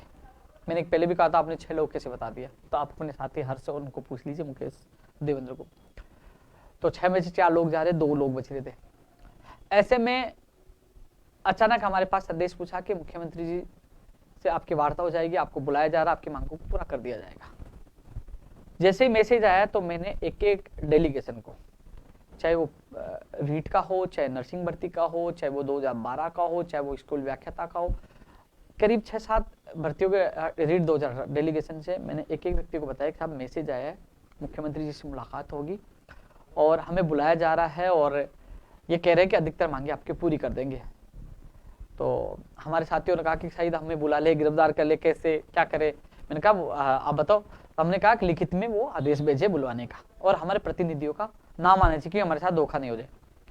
मैंने उन सबको, ये मेरा लाइव है, शायद वो लोग वहां मौजूद थे, उनको पता होगा और आप उनसे पूछ लेना, मैं कभी झूठ नहीं बोला। मैंने सबको कहा मेरी इच्छा तो यही है कि यहाँ रुकें, संख्या बढ़ाओ, हम मिलके ही जाएं और लिखित में लेके जाएं कि हमने 53 दिन संघर्ष किया, तो यहाँ जाने का कोई चित्त नहीं होगा। एक एक नर्सिंग वालों को मैंने स्पेशल पूछा, नर्सिंग बहनों को मैंने तो स्पेशल ये कहा कि बहनों आपका काम प्रियंका गांधी से मुलाकात होगी तभी हो सकता है, अन्यथा नहीं होगा। माननीय मुख्यमंत्री से पहले मिले लेकिन अधिकारी गुमराह कर देते हैं, लेकिन यहाँ से सीधे निर्देश जाएंगे तो ही आपकी भर्ती हो पाएगी, मेरे हिसाब से नहीं हो पाएगी, आप संख्या बढ़ाइए। मैंने हर व्यक्ति को कहा कि यहाँ रुकने में फायदा, लेकिन हम लोगों को संख्या कम नहीं करनी, बढ़ानी। तो सब लोगों ने कहा कि जब मुख्यमंत्री जी बुला रहा है तो हमें चलना चाहिए, संख्या हमारी लगातार कम होती जा रही है और लंबा समय हो गया था, खाने आर्थिक कई जगह समस्याएं उनकी थी, मैं नहीं कह रहा कि वो छोड़ के आगे। सबकी सहमति के बाद ही हमने लखनऊ से जयपुर आने का निर्णय लिया। मैं मुख्यमंत्री जी से, आपके 5-6 लोगों में से, मैं धरना स्थल पे पूछा कौन जाएगा, हर्ष जाएगा, बोले नहीं बसंत जाएगा। जहां धरना स्थल पे आपके साथियों ने चुना रीट का अभ्यर्थी बसंत कुमार शर्मा, उसको मैं साथ ले गया। मुख्यमंत्री जी से मैंने मिलाया, मैं साहब ये रीट का अभ्यर्थी, आपने फोटो देखी, मैं इशारा कर रहा था, ये मैंने बात रखी। मुख्यमंत्री जी ने कहा कि मैं अधिकारी से बात करूंगा। साथियों प्रयोगशाला सहायक भर्ती के लिए 7 दिन के लिए कहा था, एलडीसी के लिए कहा था, तमाम कई भर्तियों को लेकर वहां पहले अधिकारियों से मीटिंग हुई थी और फिर मुख्यमंत्री से मीटिंग हुई थी। अधिकतर भर्तियों पर सहमति जत गई और सहमति जत चुकी थी और उन्होंने जो अधिकतर लोग थे, सारे लोग बोले कि भैया हमारा काम हो रहा है और हम लोग, वो लखनऊ से आगे तो आंदोलन खत्म हो गया था, 53 दिन से सबका आंदोलन चल रहा था। तो सबकी सहमति के बाद मीडिया में हमने कहा कि आंदोलन हमारा समाप्त, स्थगित हो चुका है, खत्म नहीं स्थगित हो चुका है और हमारी मांगों के लिए सरकार ने ये कहा। आपने देखा होगा प्रयोगशाला सहायक भर्ती का सूची जारी हो चुकी है, पंचायत राज एलडीसी अंतिम स्तर पर है, टेक्निकल हेल्पर भी अंतिम स्तर पर है, कंप्यूटर भर्ती की स्थिति आपने देखी होगी, जैन भर्ती की 21 पदों पर फाइल चली गई, जो मांगों के लिए जो सहमति बनी थी, ठीक है। रीट 2018 में आज सरकार की तरफ से एडवोकेट किया था, 10 तारीख को शायद वो भी फाइनल हो जाएगा। अधिकतर हमारी वो मांगे जो समझौता हुआ वो मांगे हो रही थी। जैसे ही 5 तारीख को मुख्यमंत्री जी से मिले, मैं 7 तारीख को धरना स्थल पे गया तो मेरे पास एलडीसी सहित कई लोगों के फोन आ गए कि भैया आप लोग जाके धरने पे बैठ गए वापस। तो कहने के हमारी भर्ती जो हमने संघर्ष किया, हम फरवरी में बैठे, वो लोग जो जैसे पंचायत राज एलडीसी है, प्रयोगशाला सहायक है, टेक्निकल हेल्पर है, ये 600 निवासी है, नर्सिंग भर्ती, ये तमाम भर्ती के लोग फरवरी में भी आंदोलन में शामिल थे। ऐसे नहीं कि इस आंदोलन से इनका काम हुआ, फरवरी में भी हमने 9 दिन तक महापड़ाव दिया था। रात को 12 बजे 23 फरवरी को ये मंत्री आए थे, उससे मैं समझौता हुआ था। देखो संघर्ष कितना लंबा करना पड़ता है, बहुत दुखी परेशान हुए। उसके बाद फरवरी के बाद तो मार्च में हम उपचुनाव में भी बगावत कर दी थी, वहां प्रत्याशी उतारे थे। अप्रैल में फिर मुख्यमंत्री जी समझौता हुआ, तो अप्रैल के बाद देखो अब अक्टूबर आ गया था। इनकी मांगे इतनी लंबी, तो लोग पीड़ित और दुखी थे। अब इनको पहली बार जब वार्ता हुई सकारात्मक, इनको लगा कि अब हमें खुशियां मिलने वाली, तो ये परेशान दुखी थे और ये थे कि भाई साहब आप चले गए वहां बैठ गए तो सरकार हमारे सारे मामलों को रोक देगी और हमारे साथ बुरा हो जाएगा। कई लोगों ने कहा कि हम आत्महत्या कर लेंगे। तो मैंने कहा कि भैया मैं वादा करता हूं, मैं आपके साथ हूं, मैं वहां धरने पे नहीं बैठूंगा। मैं धरना स्थल पे पहुंचा। साथियों तमाम लोग, अभिभावक, तमाम मीडिया के अभ्यर्थी, मीडिया के लोग और युवा बेरोजगार अभ्यर्थी जो रीट में पद बढ़ाने की मांग कर रहे हैं, वो मेरा लाइव देख रहे हैं। साथियों हर सच आपके सामने मैं रख रहा हूँ। 7 तारीख को मैं पूछा, जहां हमारा महापड़ाव जारी था, आंदोलन जारी था, वहां 200, 150, 200 लोग बैठे हुए थे। कुछ लोग सामने की तरफ महेंद्र शर्मा के पास बैठे हुए थे, वहां बैठे हुए थे। तो मैंने कहा, मैंने सारी परिस्थिति रख दी, मेरे साथियों मेरे सामने ये दिक्कत है कि हमने आंदोलन समाप्त कर दिया, क्योंकि मेरे ऊपर आरोप लगाए गए थे, कांग्रेस के कई नेताओं ने आरोप लगाए थे मैं बीजेपी का हूँ, बीजेपी कहने पे गया है। तो साथियों मेरे सारी चीजें वो ध्यान में थी कि मैं वापस जाके धरने पे बैठ जाऊंगा तो कहेंगे जब मुख्यमंत्री जी ने बुलाया, वार्ता कई भर्तियों के लिए निर्देश अधिकारियों को दे दिए, काम होने वाला, फिर ये धरने बैठ के, इसका मतलब ये बीजेपी का है। और मेरे बेरोजगारों के जो और लोग थे जिनकी समस्या, वो रो रहे थे कि हमारी भर्ती अटक जाएगी। तो उनकी समस्या देखते मुझे पता है कि कहीं ना कहीं मुझे साबित कर दिया जाएगा और कहीं ना कहीं भर्तियां और अटक जाएगी। मैंने सारी बातें उनके सामने रखी कि दोस्तों मैं आंदोलन नहीं कर सकता यार। जो राजनीति करने वाला जो कोई भी व्यक्ति होता ना, कोई भी व्यक्ति होता, वो भीड़ के देखकर कहीं भी कूद जाता है। मैं राजनीति नहीं करता, हर बेरोजगार के लिए जी जान लगाता हूँ यार। आप सोचिए, अनशन करना पड़ता है तो अनशन मैं करता हूँ, लाठियां खानी पड़ती है लाठियां मैं खाता हूँ, बूट पुलिस करनी पड़ी है, अर्धनगर प्रदर्शन करना पड़ा, लखनऊ जाना पड़ा, हर बेरोजगार के लिए मैं किया। सर्दी में सोना है तो मैं सोया, हर बेरोजगार के लिए धरातल पे पहले मैं काम करता हूँ। भीड़ थी, मैंने ये नहीं देखा भीड़ थी मैं फिर बैठ जाऊं मेरा नाम चमका लूं, मुझे राजनीति और नाम चमकाने का शौक नहीं था। मैंने कहा कि मेरी मजबूरी है, उन लोगों के साथ बुरा हो जाएगा, मैं आपके आंदोलन का नेतृत्व नहीं कर सकता, लेकिन मैं पूरा सहयोग करूंगा। तो सब लोगों ने, 200 लोगों ने सहमति खड़े होकर बोले कि यार भैया एक निवेदन था, महेंद्र शर्मा जी हमारी बात नहीं मान रहे, इधर आना नहीं चाहते, हमको एक कर दीजिए और हम लोग एक होकर लड़ना चाहते, 2 गुट रहे तो हमारी जीत नहीं होगी। तो मैंने कहा भैया मैं झुक जाता हूँ, मैं झुक जाता हूँ, मेरे लिए आप पहले हो, आप बड़े हो। मैंने ये बोला, ये शब्द उनके सामने बोले। मैं वहां से उठाया लड़कों को और महेंद्र शर्मा के पास जो एसएफआई के जो कार्यकर्ता हैं उनके पास, वो उधर से आगे बीच पे गए, दोनों एक करके मैंने कहा महेंद्र मेरा छोटा भाई है, आगे का संघर्ष ये करेगा। मैं नेतृत्व की चाबी उसके हाथ में देख के आ गया। आंदोलन बढ़ा हुआ, संख्या बढ़ी, बहुत संख्या हो गई, 1500 2000 लोग हो गए। 12 तारीख का प्रोग्राम था, 12 या 13 का जो प्रोग्राम, 12 का था ना, 12 तारीख का प्रोग्राम था कांग्रेस का, 11 का होगा यहाँ शायद। तो वहां संख्या बहुत हो गई। अब महेंद्र शर्मा किन्हीं कारणों से वहां चला गया, मैं नहीं जानता, वो तो आप पूछ रहे किस कारण से गया, मैं नहीं जानता, वो चला गया। आपने वीडियो देखा क्या क्या उन्होंने कहा, किस कारण से गया। लेकिन उस समय मैं कहां गलत हूं? आप लोगों ने कहा कि दोनों ग्रुपों को एक जगह कर दीजिए, एक जगह कर दिए। आप लोगों ने कहा कि आप धरना स्थल पे कभी कभी बीच में आना, मैं आया, एक दिन आया, दूसरे दिन आया, आपके लोगों ने ही वहां कुछ उल्टा सुल्टा कहा कि ये तो सेल्फी खिंचाने आते हैं, राजनीति करें। मैंने आना बंद कर दिया। 12 तारीख को जो घटना हुई सबको पता है, भीड़ इतनी थी, मेरी मजबूरी नहीं होती, मैं लाठी से ना पुलिस से डरने वाला नहीं था, मेरी मजबूरी नहीं होती, उन भर्तियों के बेरोजगारों की खुशियां नहीं होती, उनके भविष्य का सवाल नहीं होता, तो उपेंद्र यादव को हजारों की संख्या की आवश्यकता नहीं है, 200 में भी बड़ा खेल कर जाता, संख्या पदों की संख्या एक नहीं 10 बार बढ़ानी पड़ती। वो उस दिन इतनी भीड़ थी, लाठी से नहीं डरता कि लाठी खानी तो खाता, मैं वहां से निकलता और जा पहुंचता, रुकता नहीं। लेकिन मजबूरी थी, इसलिए मैंने नेतृत्व नहीं किया। मैं 7 तारीख को सौंप के आ गया, आंदोलन चला, 12 तारीख स्थिति। फिर रात को मुझे पता चला, कई लोगों का फोन आया कि भाई साहब ये स्थिति होगी। मैं रात को वापस 12 तारीख को उनके पास पहुंचा रात को कि भैया टेंट वाला रजाई देने के लिए तैयार नहीं, मेरी बात करो। मैंने टेंट वाले से बात की, भैया रजाई दे दीजिए। उनको मैंने हौसला दिया, मैंने कहा कुछ नहीं, अब 5 लोग कमेटी, मैंने 5 लोगों को तैयार किया कि ये कृष्ण कुमार है, ये कुलदीप है, 5-7 लोगों को मैंने कहा ये नेतृत्व करेंगे, आप यहाँ बैठिए, जितना सहयोग होगा मैं आपके बीच में आता रहूंगा। उन लोगों ने हौसला दिया, उन लोगों ने कमेटी बनाई, वहां बैठना शुरू कर दिया। मैंने कहा मैं नेतृत्व, अभी उस दिन भी मैंने 12 तारीख को ये कहा रात को, मैं नेतृत्व नहीं करूंगा, क्योंकि मेरी मजबूरी यही है कि मैं धरने पे बैठ गया तो ये साबित कर देंगे इसको आंदोलन से मतलब है, हमने बुलाया, इनकी मांगे पूरी कर रहे हैं और आंदोलन जीवी है, क्योंकि और लोगों के साथ बुरा हो जाएगा। मैंने 7 तारीख को कहा, 12 तारीख को रात को भी कहा कि मैं आपके बीच में आता रहूंगा, पूरा सहयोग करता रहूंगा, लेकिन मैं आंदोलन नेतृत्व नहीं कर पाऊंगा, मेरी मजबूरी है। मैंने कभी छुपाया नहीं, धोखा दिया। वो बैठे, संख्या बढ़ी, मैं इनके बीच में रोज आता रहा। आपने तस्वीरें वीडियो देखा होगा, मैं गया, मेरा फर्ज था, मैं बीडी कल्ला जी से 4 बार मिला, उन डेलीगेशन को मिलाया ले जाके उनके सामने। आपने एक वीडियो भी देखा, एक बार सामने 12 लोगों को मिलाया, जहां विशेष शिक्षक वाले भी आए थे, पीटीआई वाले भी, 3 डेलीगेशन थे। लोगों ने, कुछ लोगों ने क्या किया कि उपेंद्र यादव तो नई भर्ती की मांग कर दिया। उपेंद्र यादव नई भर्ती का विरोध नहीं करा, भैया नई भर्ती का विरोध आज नहीं करा, न कल करूं मैं, किसी बेरोजगार का विरोध, नई भर्ती का विरोध पहले भी नहीं किया, ना करूंगा। लेकिन मैंने ये नहीं कहा कि साहब इनके पद मत बढ़ाओ, नई भर्ती मत निकालो। मैंने केवल एक ही मांग रखी, साहब इनके पद बढ़ाओ, ये 50,000 पद बढ़ाने वाले अभ्यर्थी है, दुखिया परेशान है। मैंने सारी चीजें उन अभ्यर्थियों के सामने रखी। और अभी भी शकुंतला रावत जी मुझे सचिवालय मिली, मैंने कहा मैडम सुनिए, आप इग्नोर कर रहे हो, आप मंत्री जी बनते ही बदल गए। बोले ऐसी कैसी बात कह रहे हो? मैं आपके घर पे आया था, आपने बात तक नहीं की। बोले आप बताइए। मैंने कहा मैम इनके पद बढ़ा दीजिए।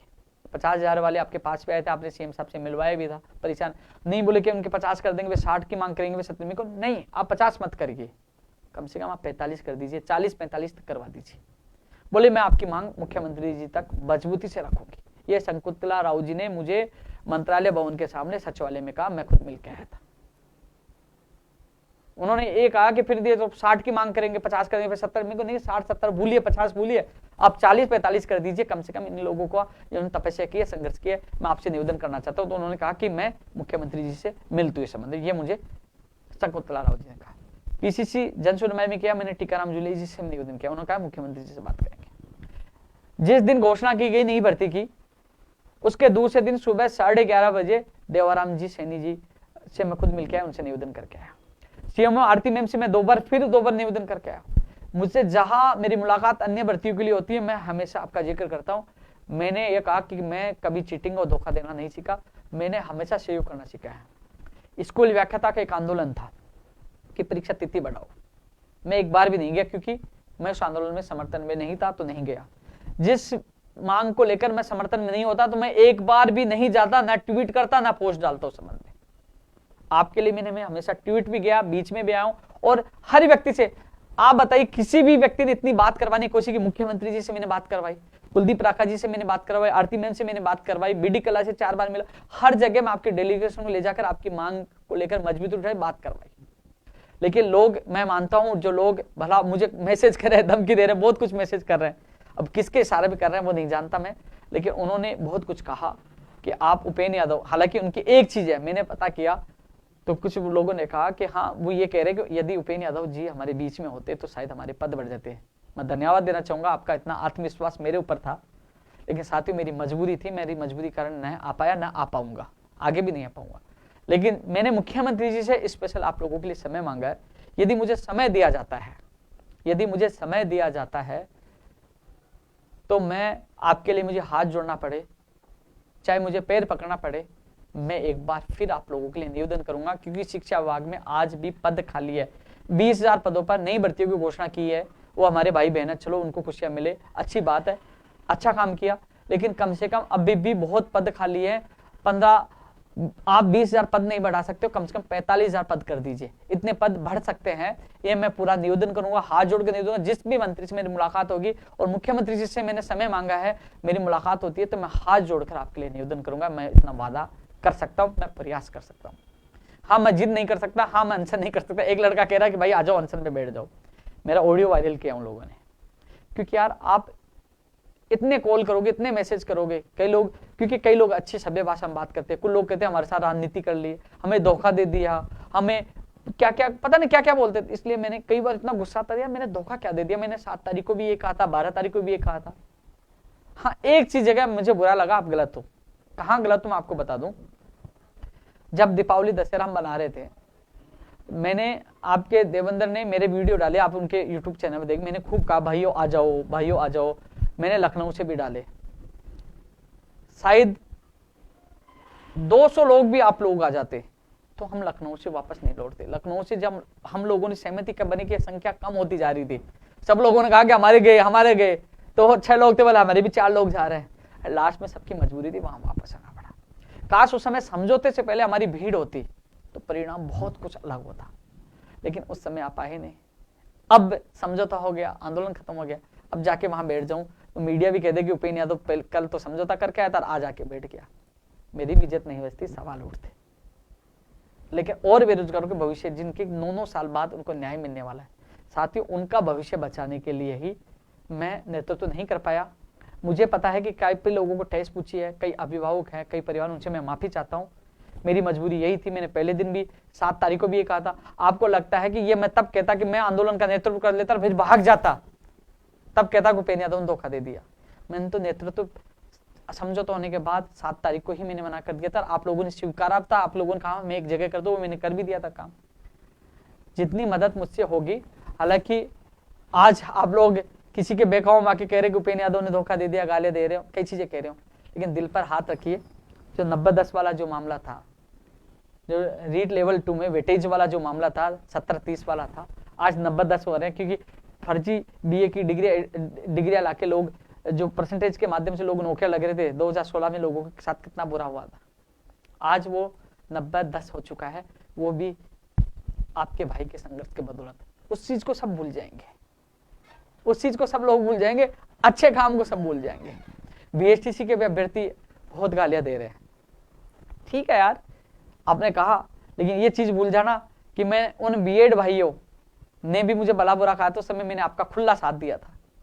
लेकिन हालांकि अब मैं न बीएड न बीएससी किसी के पक्ष में नहीं हूं, जो निर्णय करेगा न्यायालय करेगा, लेकिन मैंने आप लोगों को भी साथ दिया था। लेकिन आज एक पद बढ़ाने के चक्कर में नेतृत्व करना नहीं, अब भला बुरा करने लगे, दिए कोई दिक्कत नहीं है, एक दिन तुम पछताओगे कि एक सच्चे इंसान के लिए अपने सवाल उठाया, कुछ बोला। हालांकि बहुत लोगों का समर्थन प्यार मुझे मिलता रहा, आपने देखा 38% पूरे राजस्थान से मुझे प्यार मिला था। और जो आगे बढ़ता है, जो सच के लिए काम करता है, उसके कई समस्याओं का सामना भी करना पड़ता है, क्योंकि अग्नि परीक्षा तो देनी पड़ती है, मैं दूंगा कभी। आज पूरा ऐसे ऐसे लोग, बड़े बड़े राजनेता, बड़े बड़े लोग मेरे पीछे पड़े हुए हैं, लेकिन आज वो मुझे खत्म क्यों नहीं कर पा रहे? क्योंकि ना मैं झूठ बोलता हूँ, ना बेवकूफ बनाता हूँ, ना राजनीति करता हूँ। और कई लोग ऐसे भी हैं, मुझे मैं विशेषकर कई मीडिया के साथियों के लिए भी है, माननीय मुख्यमंत्री जी के लिए भी है, तमाम राजनीति नेताओं के लिए भी है, और तमाम युवाओं से मैं निवेदन करना चाहूंगा। साथियों, कुछ लोग ऐसे भी हैं जो खुद भर्तियों के नाम पे युवाओं से पैसे लेकर उनको लूटने का काम करते हैं और मुझे बदनाम करने, क्योंकि उनको पता है कि उपेंद्र यादव काम कर रहा है, उपेंद्र यादव 2100 की जेईई भर्ती भी निकलवा देगा, पीएचडी की भर्तियां भी निकला देगा, टेक्निकल हेल्पर, कंप्यूटर भर्ती, प्रयोगशाला सहायक, एलडीसी, सारा काम कर रहा है, फर्स्ट ग्रेड सेकंड ग्रेड पीटे, ये सारा काम करके बेरोजगारों को काम करके और पूरी जनता को जवाब दे रहा है कि उपेंद्र यादव काम कर रहा है। तो उपेंद्र यादव गिरा नहीं पाएंगे, उससे ऊपर उठ नहीं पाएंगे, तो अब क्या करें? उपेंद्र यादव को बदनाम कर देते पैसों का आरोप लगा के। साथियों, यदि किसी भर्ती की, मैंने ये कहा कि मैं भर्ती करवा दूंगा और मुझे इतने पैसे चाहिए, पैसे दे दीजिए, यदि कोई साबित कर दे तो वो कहे वो करने के लिए तैयार हूं, लेकिन हाथ जोड़कर निवेदन है कि मेरे नाम पर किसी को भी भर्ती के नाम पर पैसे नहीं दे। और कोई ये व्यक्ति ये कहे कि उपेंद्र यादव ने यह कहा कि मैं भर्ती के नाम पर पैसे लेकर भर्ती करवा रहा हूं, तो प्लीज ऐसे लोगों को कहिए रुकिए, मैं लाइन पे लेता हूं उपेंद्र यादव को, मेरी बात करवाइए, या मेरे सामने ऑफिस लेके आए। लेकिन उनकी दम नहीं है कि वो सामने आ पाए, क्योंकि उनका एक ही है कि उपेंद्र यादव गिराए, किसी काम से गिरा नहीं पाए तो बदनाम करने पे लग गए। और जो लोगों को जो सवाल है, अब एक देख ट्रू कलर पे नाम आ रहा है, शिक्षा निदेशक बीकानेर, देख लीजिए। अब ये लड़का ही होगा कोई, किस पे आता है? राजस्थान सरकार, पता नहीं यार क्या क्या लिख के, यार क्या क्या करते हो तुम लोग। लेकिन साथियों, रीट के जो अभ्यर्थियों को मैं वंस अगेन एक बात और कहना चाहूंगा, मैंने मुख्यमंत्री जी से समय मांगा है, यदि समय मिलता है तो मुझे हाथ जोड़कर पैर पकड़ के निवेदन करना पड़े, मैं करूंगा आप लोगों के लिए, कोशिश कर रहा हूं। मैं जहां भी, कल भी मैं सीएमओ गया था, आपकी मैंने चर्चा की, जहां भी मंत्री से मिलता हूं मैं एक बार फिर आपकी बात रखता हूं। मैं पीसीसी में भी गया, जन सुनवाई में आपकी बात रखा है, मुझे आपकी पीड़ा दर्द पता है। 3 साल बाद भर्ती हुई है, अपेयरिंग वालों को शामिल किया, कॉमर्स वालों को शामिल किया है, पेपर लीक भी हुआ है, वजहलाल पकड़ा गया, मैं सारी चीज समझता हूँ, मैं पीड़ा समझता हूँ आपकी। इसलिए यदि मैं पीड़ा नहीं समझता तो मैं न ट्वीट करता, न मंत्रियों के पास जाता, घर बैठे रहता, गाली दे देते, दे लेते, कोई बात नहीं, 2 दिन दे लेंगे, 3 दिन, 5 दिन दे लेंगे, लेकिन नहीं, मैं आपकी पीड़ा समझता हूँ। और जो दुखी और परेशान होकर लोगों की बातों में आकर मुझे कुछ कह रहे, कोई बात नहीं, मैं आपकी पीड़ा समझता हूँ, माफ कर दिया, कोई बात नहीं। और साथियों, और जो और मांगों को लेकर मैं एक बार फेसबुक में देख लेता हूँ, कोई भूल गया हूँ तो फेसबुक पे कोई मैसेज देख लेता हूँ, भूल गया तो फिर लाइव बहुत लंबा हो गया, मैं भी थक गया हूँ, बहुत लंबा बोल रहा हूँ। हाँ, जो लोग एक चीज कह रहे हैं, जो अलग अलग भर्ती के लोग हैं, जैसे मीडिया वाले, कई मीडिया वालों को लोग गुमराह कर रहे हैं, तो उनसे मेरा निवेदन है कि यदि किसी को यह लगे मेरे खिलाफ आप चला सकते हो, यदि मैं गलत हूं तो मैं कभी आपको कोई भी न्यूज रोकने के लिए निवेदन नहीं करूंगा। मैं पीड़ा प्रेमराज खटाना जी कह रहे हैं नर्सिंग भर्ती 2013 वाली बहनों ने वादा भूल गए। वादा नहीं भैया, वादा सरकार करती है, मैंने जितना सहयोग किया वो किया। आपसे मेरा निवेदन है, नर्सिंग भर्ती 2013 के जो अभ्यर्थी है उनसे मेरा निवेदन है कि केवल आप कमेंट कर रहे हो। आप आ जाइए, कार्यालय आ जाइए, जब चाहो आप आ जाइए। आप मेरी तरफ से कोई कमी रही हो या रही हो तो आप बता देना, आप कहोगे वो करने के लिए तैयार हूं। लेकिन आप आइए, सामने आइए, बात करने के लिए तैयार हूं। आना आपको पड़ेगा, जवाब मैं दूंगा।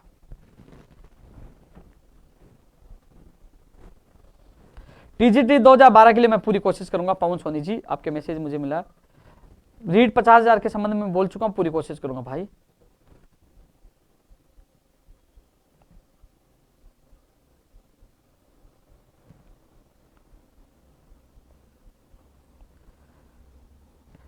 रीड 2022 में 2 पेपर होंगे या 1 पेपर होगा, इस संबंध में अभी थोड़े दिन पहले जब मैं सीएमआर गया था, तो अभी तो फिलहाल उन्होंने कहा कि हम एक की ही बात वो कर रहे हैं, एक भर्ती की बात कर रहे हैं अभी तक। तो आगे क्या करेगी सरकार, इस संबंध में अभी पूरा पता नहीं है।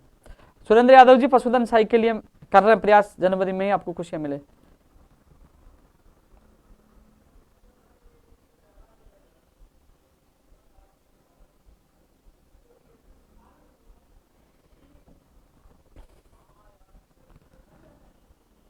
पंचायत राज एलडीसी के लिए मैं पहले बोल चुका हूं, स्पेशल टीचर के लिए बोल चुका हूं।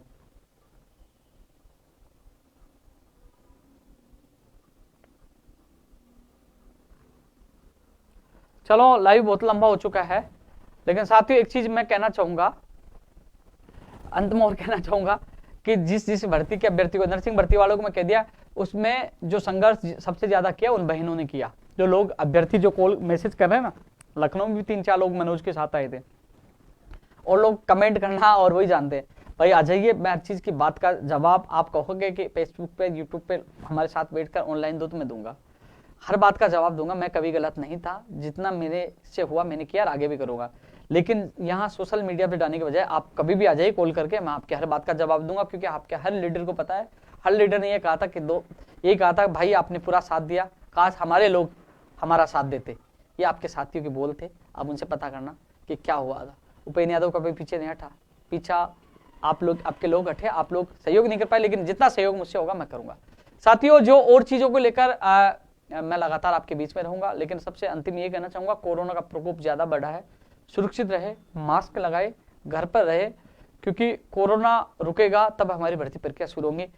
मुझे डर इस बात का है, जब मैं कोरोना में मिलकर 1-2 लोगों से मिलकर, वो कोरोना पीड़ित निकले हैं, उनकी पॉजिटिव रिपोर्ट आई है, मुझे डर इस बात का नहीं है कि मैं कोरोना पॉजिटिव हो जाऊंगा, डर इस बात का कि कोरोना आ गया, कार्यालय बंद हो गए, कर्मचारी आना बंद कर दिया, तो जो भाग दौड़ करके, संघर्ष करके जिन भर्तियों को जो अंतिम स्तर पर लेकर आए, वो रुक जाएंगे, और उसके साथ बेरोजगारों के सपने रुक जाएंगे। साथियों, फिर एक और लाइव में आपसे मुलाकात करूंगा, लेकिन इतना ही कहना चाहूंगा, जो लोग सवाल उठाते हैं, दम हो तो सामने आके बात करिए, पीछे से कोई भी सवाल उठा सकता है, क्योंकि सच को आस नहीं है, ईमानदार आदमी किसी के बाप से डरता नहीं है। लड़ाई लड़ते, सीना ठोक के और लड़ते रहेंगे। जय हिंद, जय भारत।